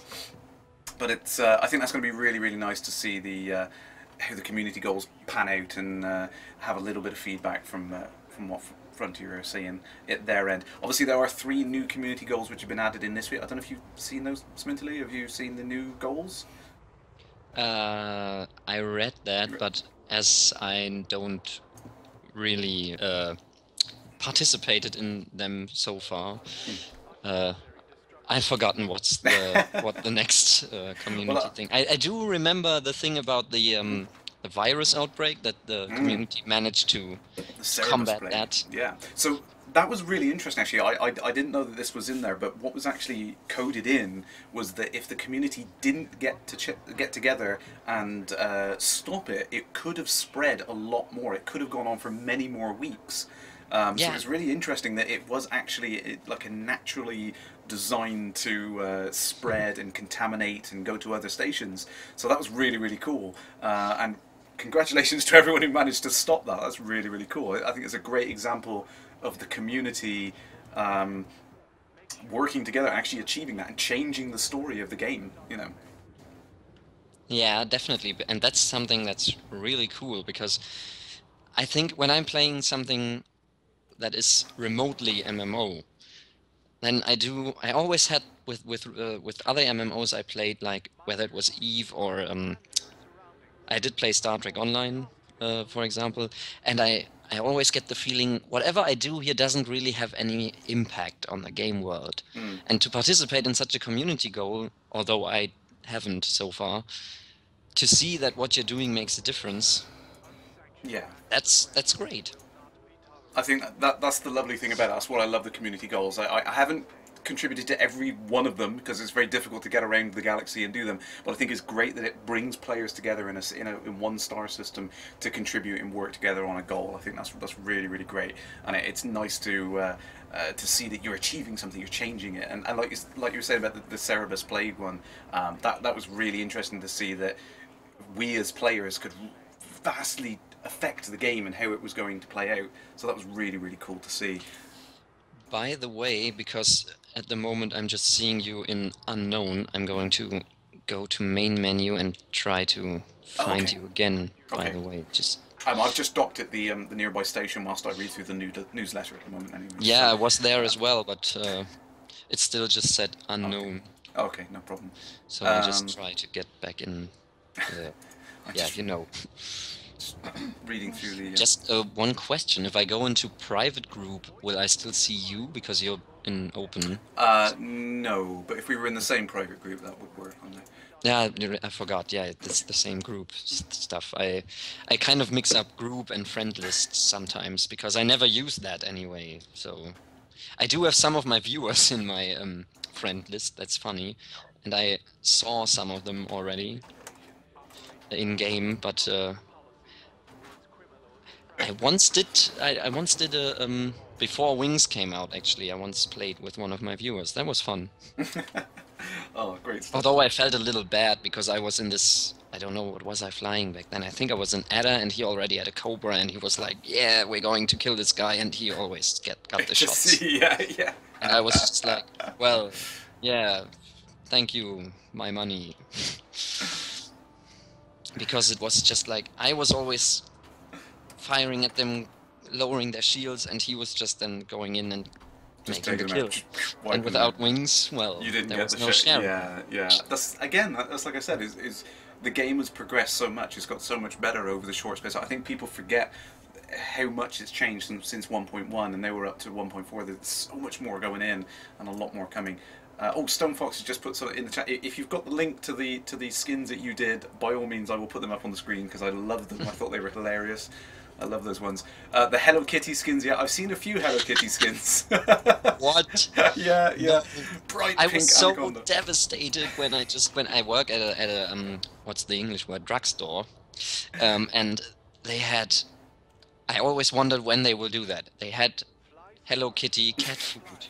Finally, because my cat cares about the stupid girls' merchandise stuff. Why? Just why do they do that? The cat doesn't care. Oh, absolutely crazy. I love it. Unfortunately, I must say, as great as that is on a skin, branded things that are copyright, I'm afraid they're exempt from the competition. So sorry, guys. I'm sorry. I was thinking I had such a great idea, but I was fearing the same thing. Do you know Warhammer? Warhammer, yes, yes. Yeah, and I wanted to make sort of an Iron Warriors themed skin. They have all this like technical gear with black and yellow stripes on it, and that would make such a great skin, but it's copyrighted. Thank you, Games Workshop. Although I think just yellow and black stripes would work, but it would only work with the Iron Warriors logo, so... But that's the thing. It goes on to this beyond the paint job things that we've spoke about. People really wanted mods early on, and I know that Frontier want to support mods. They want to allow people to do those kind of things, but it gets into that really tricky legal grey area where people, you know, want to do things like import the Millennium Falcon into Elite. They think it would be fantastic to have that kind of stuff and complete control over the game and stuff like that. But of course, Frontier can't let us do that for legal reasons. So, you know, they have to kind of skirt the line that if you want to do it, you have to do it in a way where it's not publicly part of the game. And it gets very, very tricky, but hopefully we will see it soon. Let's try and bring this up on the screen for you guys. That's a nice one. That's I think that's Mindwipe's skin. Did you just post that Mindwipe? Yeah, I think that's some great But they skins. do have, I don't know, this legal problem, they don't seem to have that with the Steam Workshop stuff. When I look at the Steam Workshop, for example, for Space Engineers, they have all these copyrighted things in there. There's much stuff concerning Star Wars, like textures and all that, and Star Trek, of course, and anything spacey in a way. Yeah. And although the Steam Workshop stuff is free, how do these developers get around this legal problem? Yeah. Because it's in the game, so I don't know how they do that. Yeah, it gets really, really tricky, doesn't it? And that's the problem with it. It's such a shame, really, because I know the fans would want to see these things. Yeah. I know you can't see the stream at the moment, but these are hilarious. I love these ones. So the Stone Fox put up some minion skins.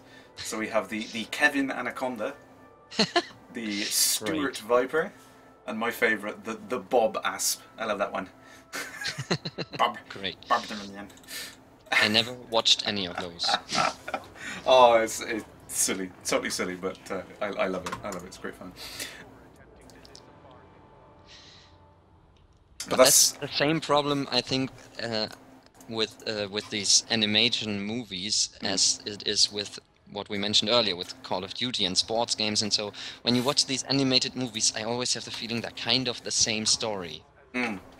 I know, Always. yeah. And if they're not the same story in them from one movie to the other, then they're copying another movie. Like, for example, Cars has been likened to Doc Hollywood with Michael J. Fox. It's basically the same story. Doc Hollywood comes from LA, from this big city, and his car breaks down in this little village, and he's like, oh, I'm better than these people in this village, and I'm from the big city. And in the end, of course, he falls in love with this village girl, and it's the same story as Cars. And it's always like that. That's the same thing that happens in Toy Story, for example. And always, I don't know why they do this. Yeah, I think it's... There has to be more creativity in the world than that. It's just one of those American things, isn't it? It's just whatever's a good pattern and a good model for something, it gets done over and over and over until it's tiresome. And yeah, look at the superhero movies. Oh, we've got a great skin. That's from Nat's right here. Let's put this one up on there. The What's It Conda. What's It Cobra, I should say. Sorry. Yes, I like that one. That's perfectly fine. I think that fits the 3-color rule. Nice big bold shapes. That's good. I will vote for that one. I have to watch the stream later. Oh, Shanray's asking, what is today's drink word? I don't know. What should we have? Yes, I did spill my drink there, Rat King. Sorry. What's it's everywhere. What is today's drink words? Every time I say horizons, I suppose, because I really want to talk. You are encouraging people to get drunk on your stream. Well, I think the thing is every time they say it in the chat or get me to say it, I have to take a drink. That's it. That's what happened last time, and I think it was. Was it CQC? I can't remember. Or maybe Powerplay. Powerplay, that was it. Every time I said that, I had to take a drink. So yes, I will take a drink. Cheers. Cheers, Commanders. Ah, that's better. So moving on with the newsletter very quickly, and then we will get back to the game. Yeah, like I was saying, we congratulations, Michael's saying now to everyone who managed to succeed in stopping the Cerberus outbreak. Gave us a little bit of information about, like I was saying, how that actually spans out in the game, how that could have got a lot worse, and if it did. One of the really, really interesting things about the dev update this week is they're planning a lot more work around the story in the game. So the updates we're going to see in 1.4 and beyond, we're going to see some big changes to under the hood to the way that the stories are generated, the mission systems and things like that, so we can see some really, really interesting story elements. Now, isn't there something in there about stories from commanders, that they are going to put in some stories by the community, that you can send them your story? And so wanted to mention that. Yeah, no, absolutely. So I'll read that out in there. So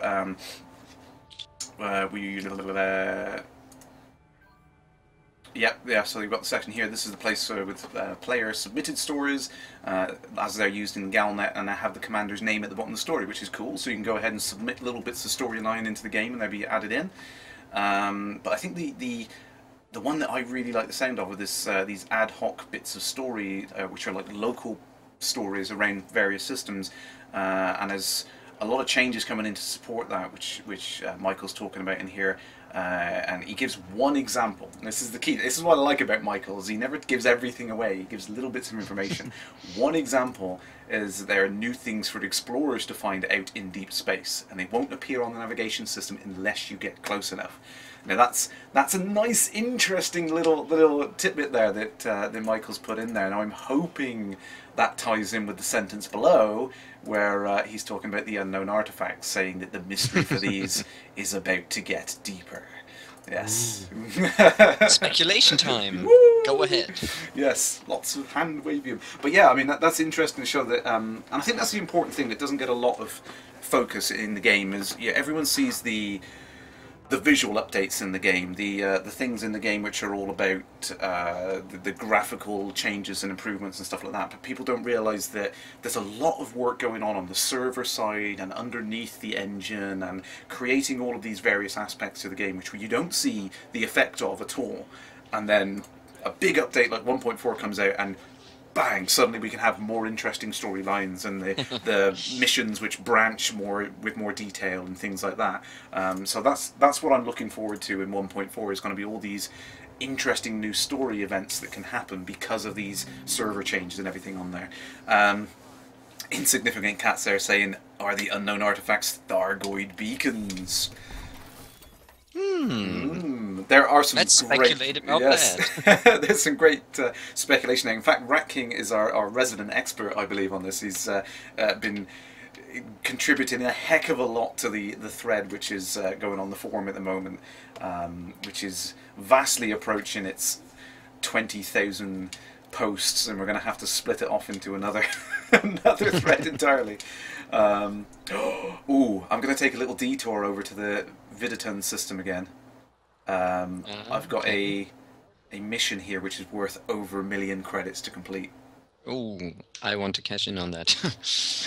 Yeah, so head on over to Thoreau Port now. 13 pirates in 3 hours. I think that's possible. That's entirely possible, and it's worth doing. But yeah, so yes, that is the topic of the last half hour of the stream, guys. If you want to speculate away on what you think the unknown artifacts are, and then Rat King can say no to every one of your theories, because I think he's already tested every single theory it could possibly be. Oops. Don't drink and fly, Commanders. Wasn't paying attention there. We need to get into a wing again, because I was I was locked off for a moment. Let's head on over to Viditons, and I will send you. Oh, there you are. Smintily. Oh. No. Just a quick word to my viewers. Ja, sorry, dass das jetzt so lange hier gedauert hat mit dem Nichtstun, aber wie ihr ja gehört habt, hat er gerade ein bisschen über den Newsletter geredet, und das wollte ich natürlich nicht unterbrechen. So, back to you. Just explain to my viewers that we were talking about the newsletter, because I was just standing outside of the station and watching the station rotate. It's so soothing. Just relaxing, just chilling. But I wanted to mention, I remember now, someone a few moments ago mentioned he played Truck Simulator, and I just wanted to tip my hat to him because I play Truck Simulator as well. But I actually started playing that after Elite, because people said playing Elite and doing trade runs in Elite is like playing Truck Simulator. And Yeah. Truck Simulator is the only game I have ever played where I actually felt I've actually fallen asleep while I was playing, because it's Soothing and... yeah, you just go on the highway and just drive and... Excellent. It's great fun with the Oculus Rift as well, actually. My friend bought it and he came over and we tried it out, the Oculus Rift. Really, really great fun, just because again it's like a cockpit style simulation. You're sat down in the game, you're sat down in real life. It really works well. So yeah, it's worth trying with that if you can. Yeah, I don't have any Oculus stuff, so it's a bit too expensive. Yeah, I mean there's a lot of other alternative VR things coming out soon. I'm intrigued to see how the industry is going to move forward with VR. Yeah, that's one of the things I regret again about Gamescom, because I didn't have any time to see any of that VR stuff. And that was, I talked with a friend who lives in Cologne a week before, and he said, go look at all this VR stuff, and I was like, yeah, I can do that on Sunday. Yeah, right. And I think, what was his name? I think, no, not Michael, I don't know, I don't remember his name. One of our ambassador group, he came to me on, I think, Friday and said, you got to go to the Oculus stand and look at, it's so great, I just go over there now and try to get an appointment.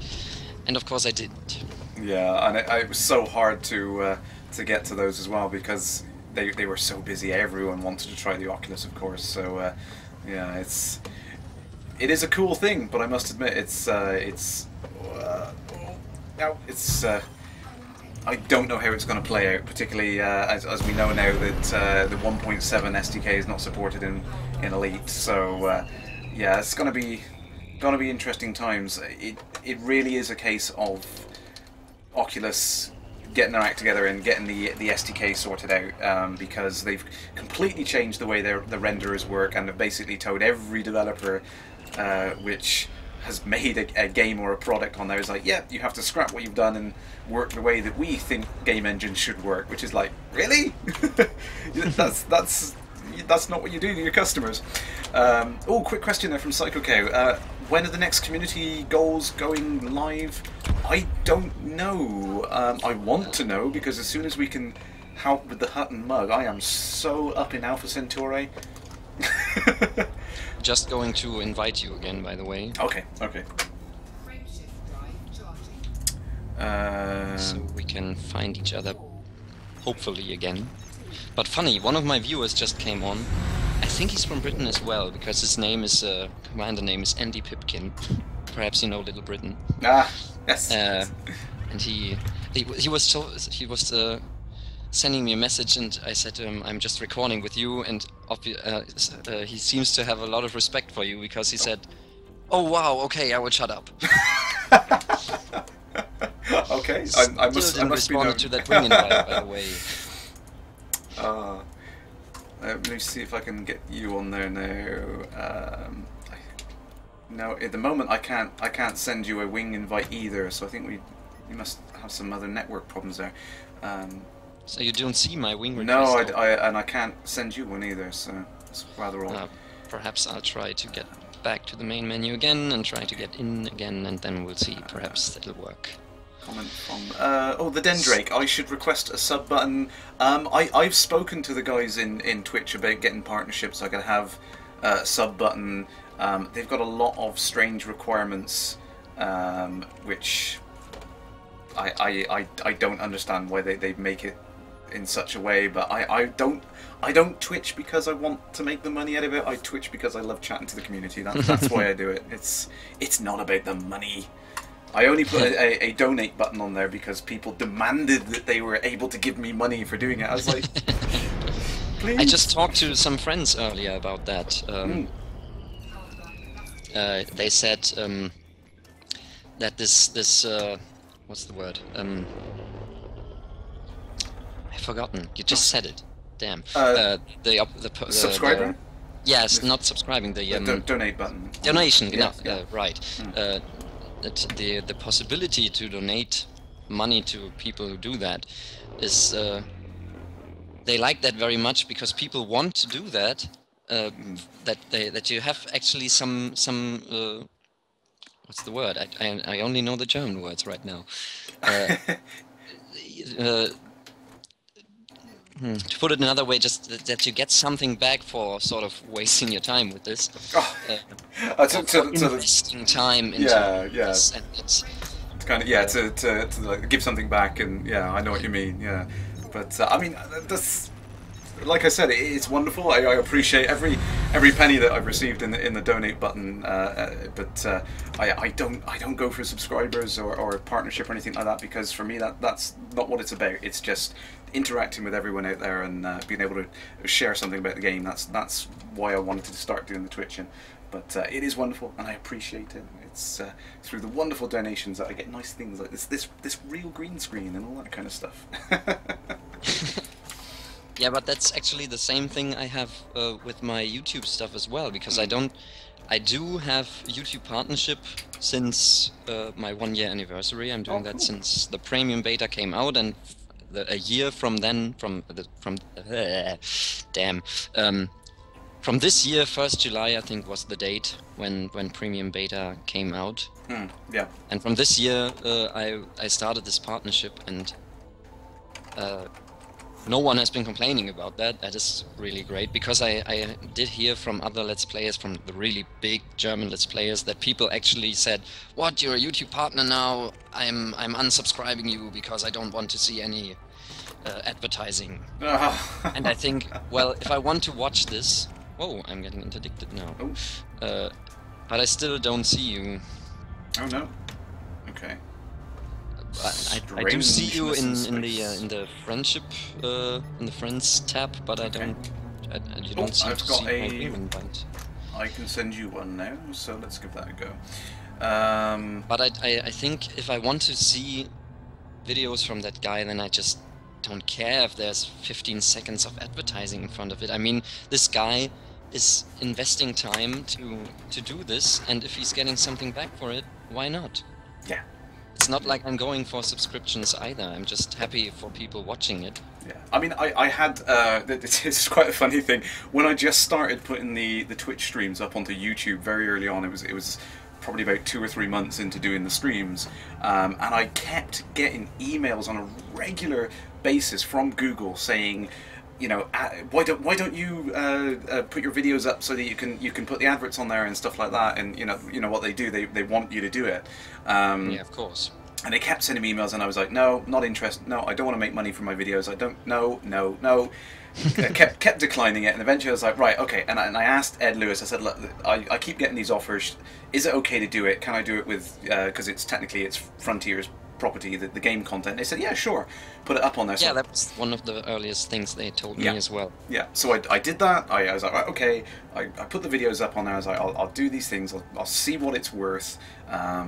And within a week, Google came back with a message saying, "You've used copyrighted material in this video. You cannot post it." And I was like, really? So I was like, right, take it back off. I don't want to make a penny from these videos. I'm putting them up for free. I don't care. Google, you are idiots. And I was like, forget it. Yeah, that's the stupid YouTube bot. I had the same problem with... I never had the problem with Elite, but what it was because it was very early on. I was doing the original Frontier on the Amiga, and they picked up the music from the Blue Danube, and they claimed that it was copyright, and I was like, right, forget it. I take it back off. I don't care. I don't want to make a penny from these videos. I don't care.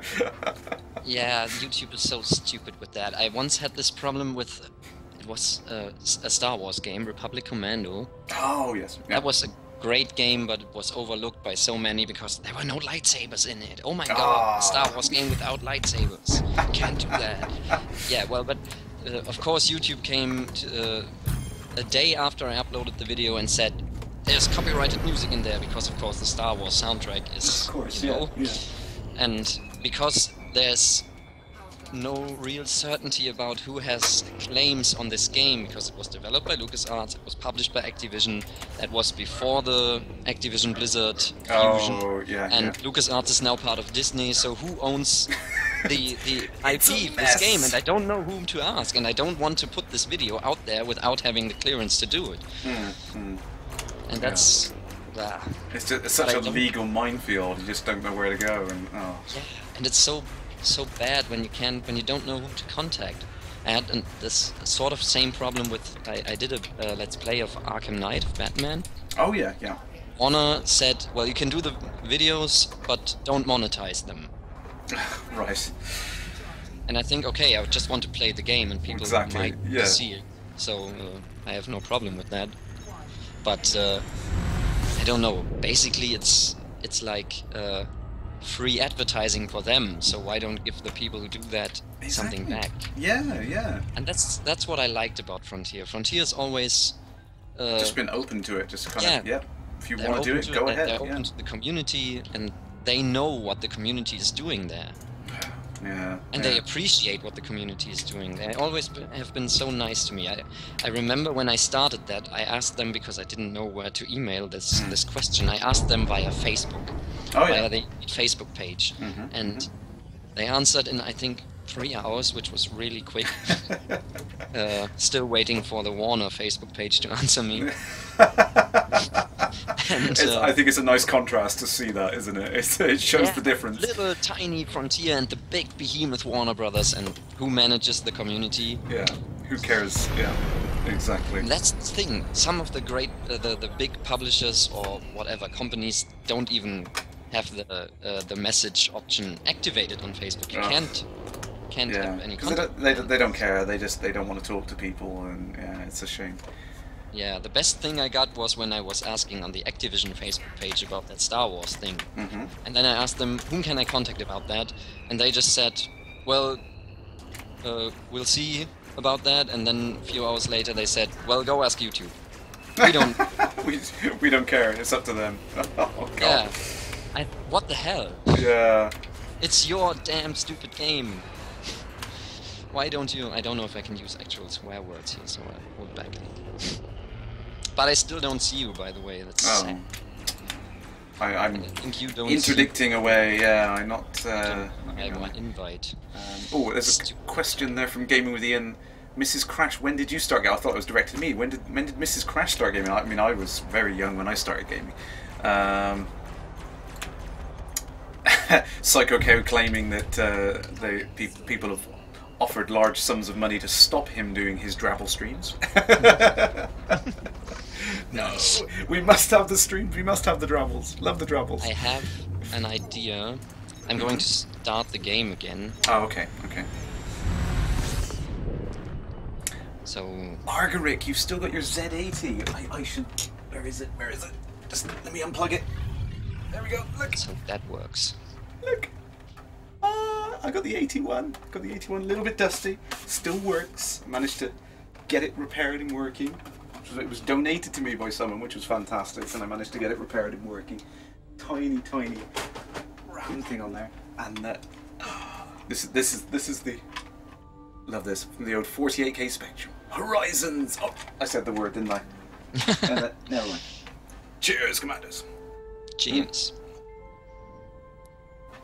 Okay, let's just get back in there. I have got a lot of the old computers. The Mrs. K's Amiga 500 is down under here, but I don't think I can...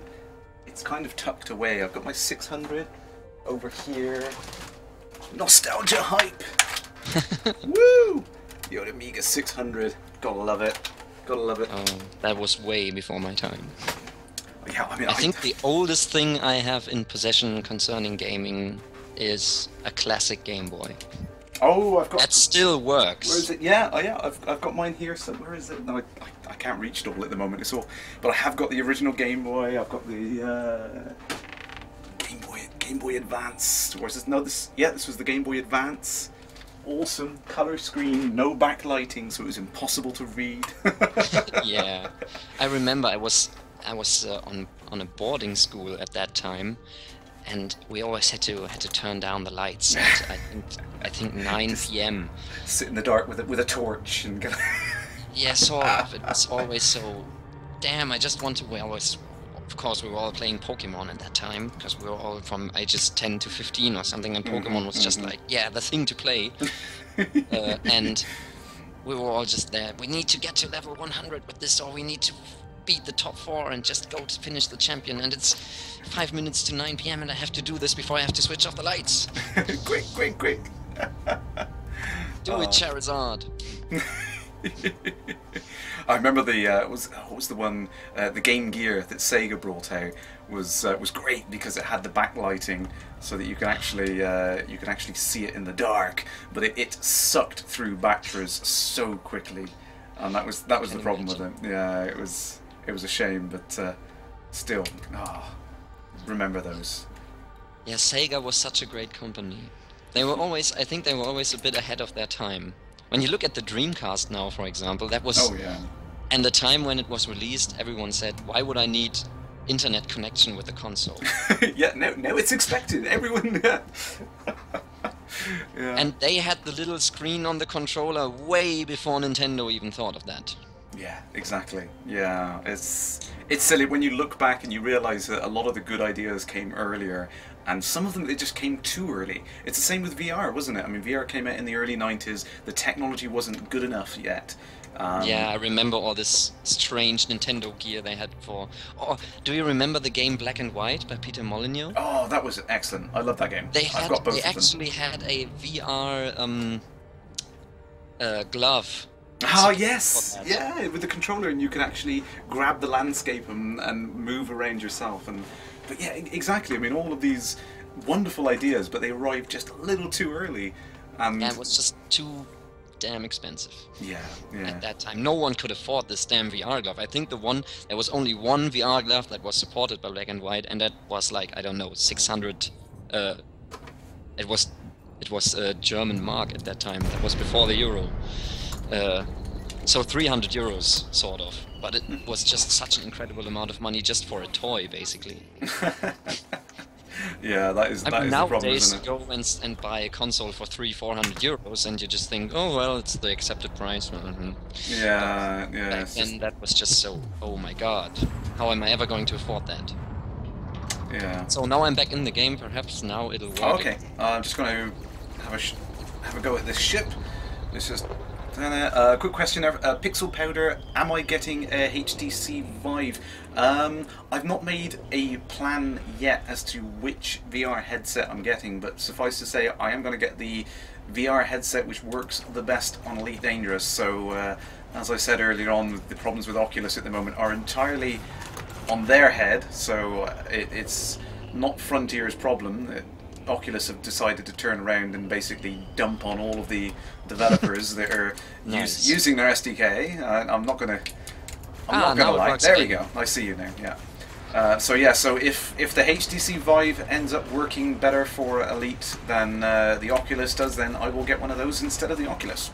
Quite simply. I would so much love to play Elite with any kind of VR. Even a Track IR would be great. Track IR is great fun, yeah, absolutely.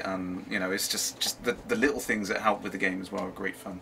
What have we got here? Yeah, after playing with Hotas on Gamescom, I just think, why am I doing this to myself with this creaky gamepad?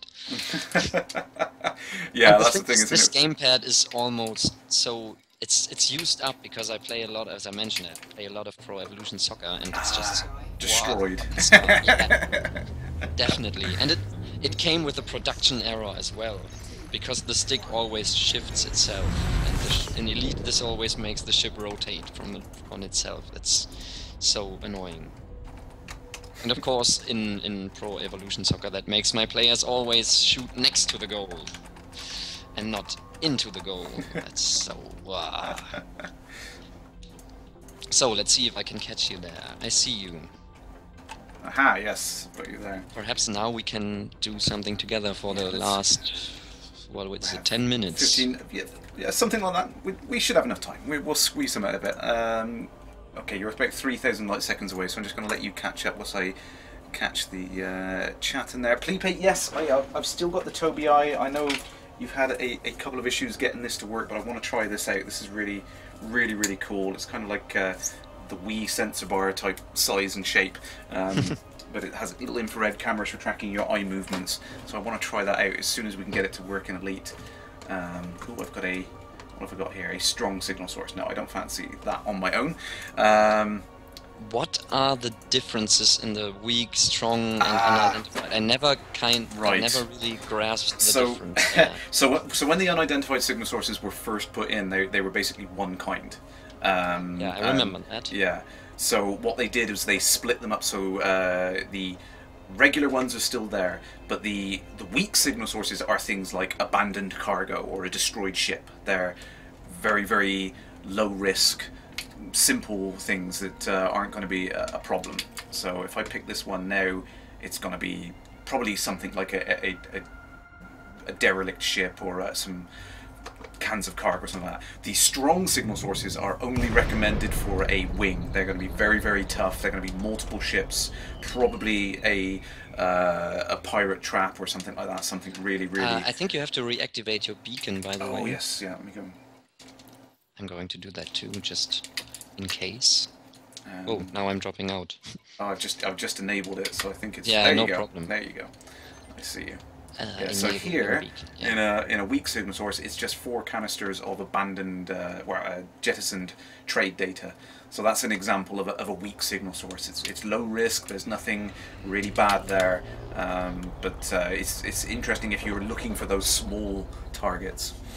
I wish they would make this abandoned cargo when you pick it up that it isn't considered stolen. Yeah, yeah. So that would sort of change the game mechanics a lot. But if it's abandoned, why is it stolen? Yeah. No, I think the newsletter either last week or the week before mentioned the idea of salvaging becoming possible soon. That might be one of the sneaky little things getting brought into 1.4. So I'm hoping. Oh, that was silly. I've nav-locked to you, I jumped away and jumped straight back in. Yeah, and now I jumped back as well. Perhaps I should deactivate the beacon. Yeah, we'll get back to Super Cruise. Beacon is enough. Nah, damn cooldown. Pixel Powder, yeah, I agree with you. The DK2 is absolutely awesome in Elite, it really is. Yeah, I'd say it's worth every penny, but absolutely like Rat King was saying there, I think it is now a case of we have to wait and see which VR turns out the best. And yeah, see which one works out well. Oh, Mrs. K is off. That means I have to be quiet for the last 10 minutes of stream. No, I'm just kidding. Oh, by the way, you mentioned earlier that you let people speculate. Was there anything interesting? Couple of little bits and pieces. Have we got any more last minute suggestions? I'll put that out to the chat again. What we think, other little sneak peek things that are going into 1.4. I think I mentioned on Twitter I'd like to just see the HUD color changing GUI come in as part of the game officially, because at the moment you can change the HUD by hacking around with an XML. It'd be nice to have the little sliders in game somewhere. I'd love to see that. It's a simple little thing. No, I must admit the folks that were working on 1.3, they had a lot of user interface work to do for PowerPlay, so I can understand why they didn't manage to get a simple little thing like that done. They had to concentrate on getting PowerPlay done, which is a heck of a lot of graphical user interface design that went into PowerPlay. And it looks good, by the way. I always enjoy watching the Galaxy map with the PowerPlay bubbles. Yes, yeah, it does look really, really awesome. And I don't see you again in Super Cruise. Oh, I see you, but not many other targets at the moment. There's a Viper heading our way. Ah, now I see you. Hashtag Zaked. Yes, hashtag Zaked. Zaked. Did you read what Mark posted in his original tweet? I think it was him, or was it you? Someone commented on that there should be a faint noise of a voice that says "T-shirts. Who wants free T-shirts?" T-shirts. Because Ed was always screaming like crazy when these raffles began. Do you want free T-shirts? I didn't hear you. It was hilarious. Oh, that was so funny. Great But fun. it was really the best thing about that was, I think, when he did that on Saturday and Sunday, and you could hear his voice was really like, It's just gone. It's totally Yeah. gone on there.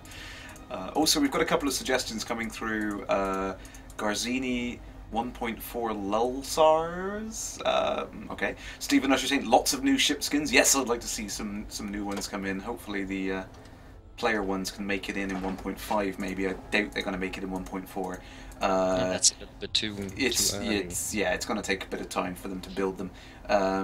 Chili There Wasp. is, by the way, a wanted eagle just ahead of us. Oh, how close are you? Because I've got a Viper Oh. which is closing fast. 1,500 light seconds. Perhaps I can see that Viper as well. No, those are two eagles. I don't see the Viper. Okay. But I do see that you have targeted him, so I Okay. should. I'll target the eagle, so I'll catch up with you now. Chili Wasp is saying interstellar bounties. Oh, there's a wing of wanted ships. Oh. An adder with I think the eagles are part of that. I'm just trying to catch Yep. them, Oh. and you can. Okay, I've got the Then I adder. have to use my beacon, by the way. Okay, cool. Let me nav lock to you in case you start interdicting that one. Garzini meant pulsars. Okay, pulsars. Yeah, that would be pretty cool. I'd like to see some things like that. I know David would love to see as many stellar bodies and things. Phenomenons. Yeah, phenomenons. Things loves like that to put in the game on there. I do so much want to encounter a black hole, but I haven't seen one.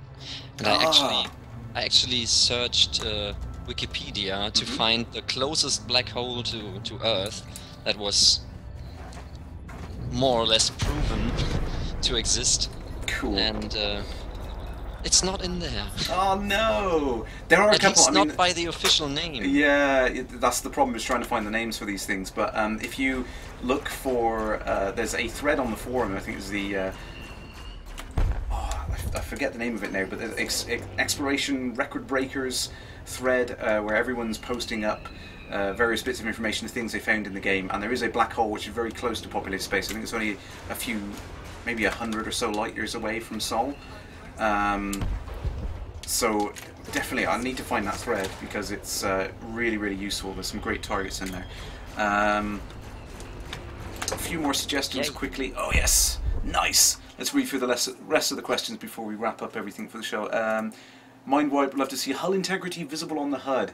Yes, for explorers that's really important because you just have no idea what your hull integrity is like when it's getting you're thousands of light years away from every populated area. Nat's right, simplify the outfitting layout. I would go for the outfitting screen to just have filters, maybe, so we can just say, I only want to see the fuel scoops. I only want to see the interdictors. Would be so incredibly helpful. I only want to see these and these and these. Let me do that. That would be good.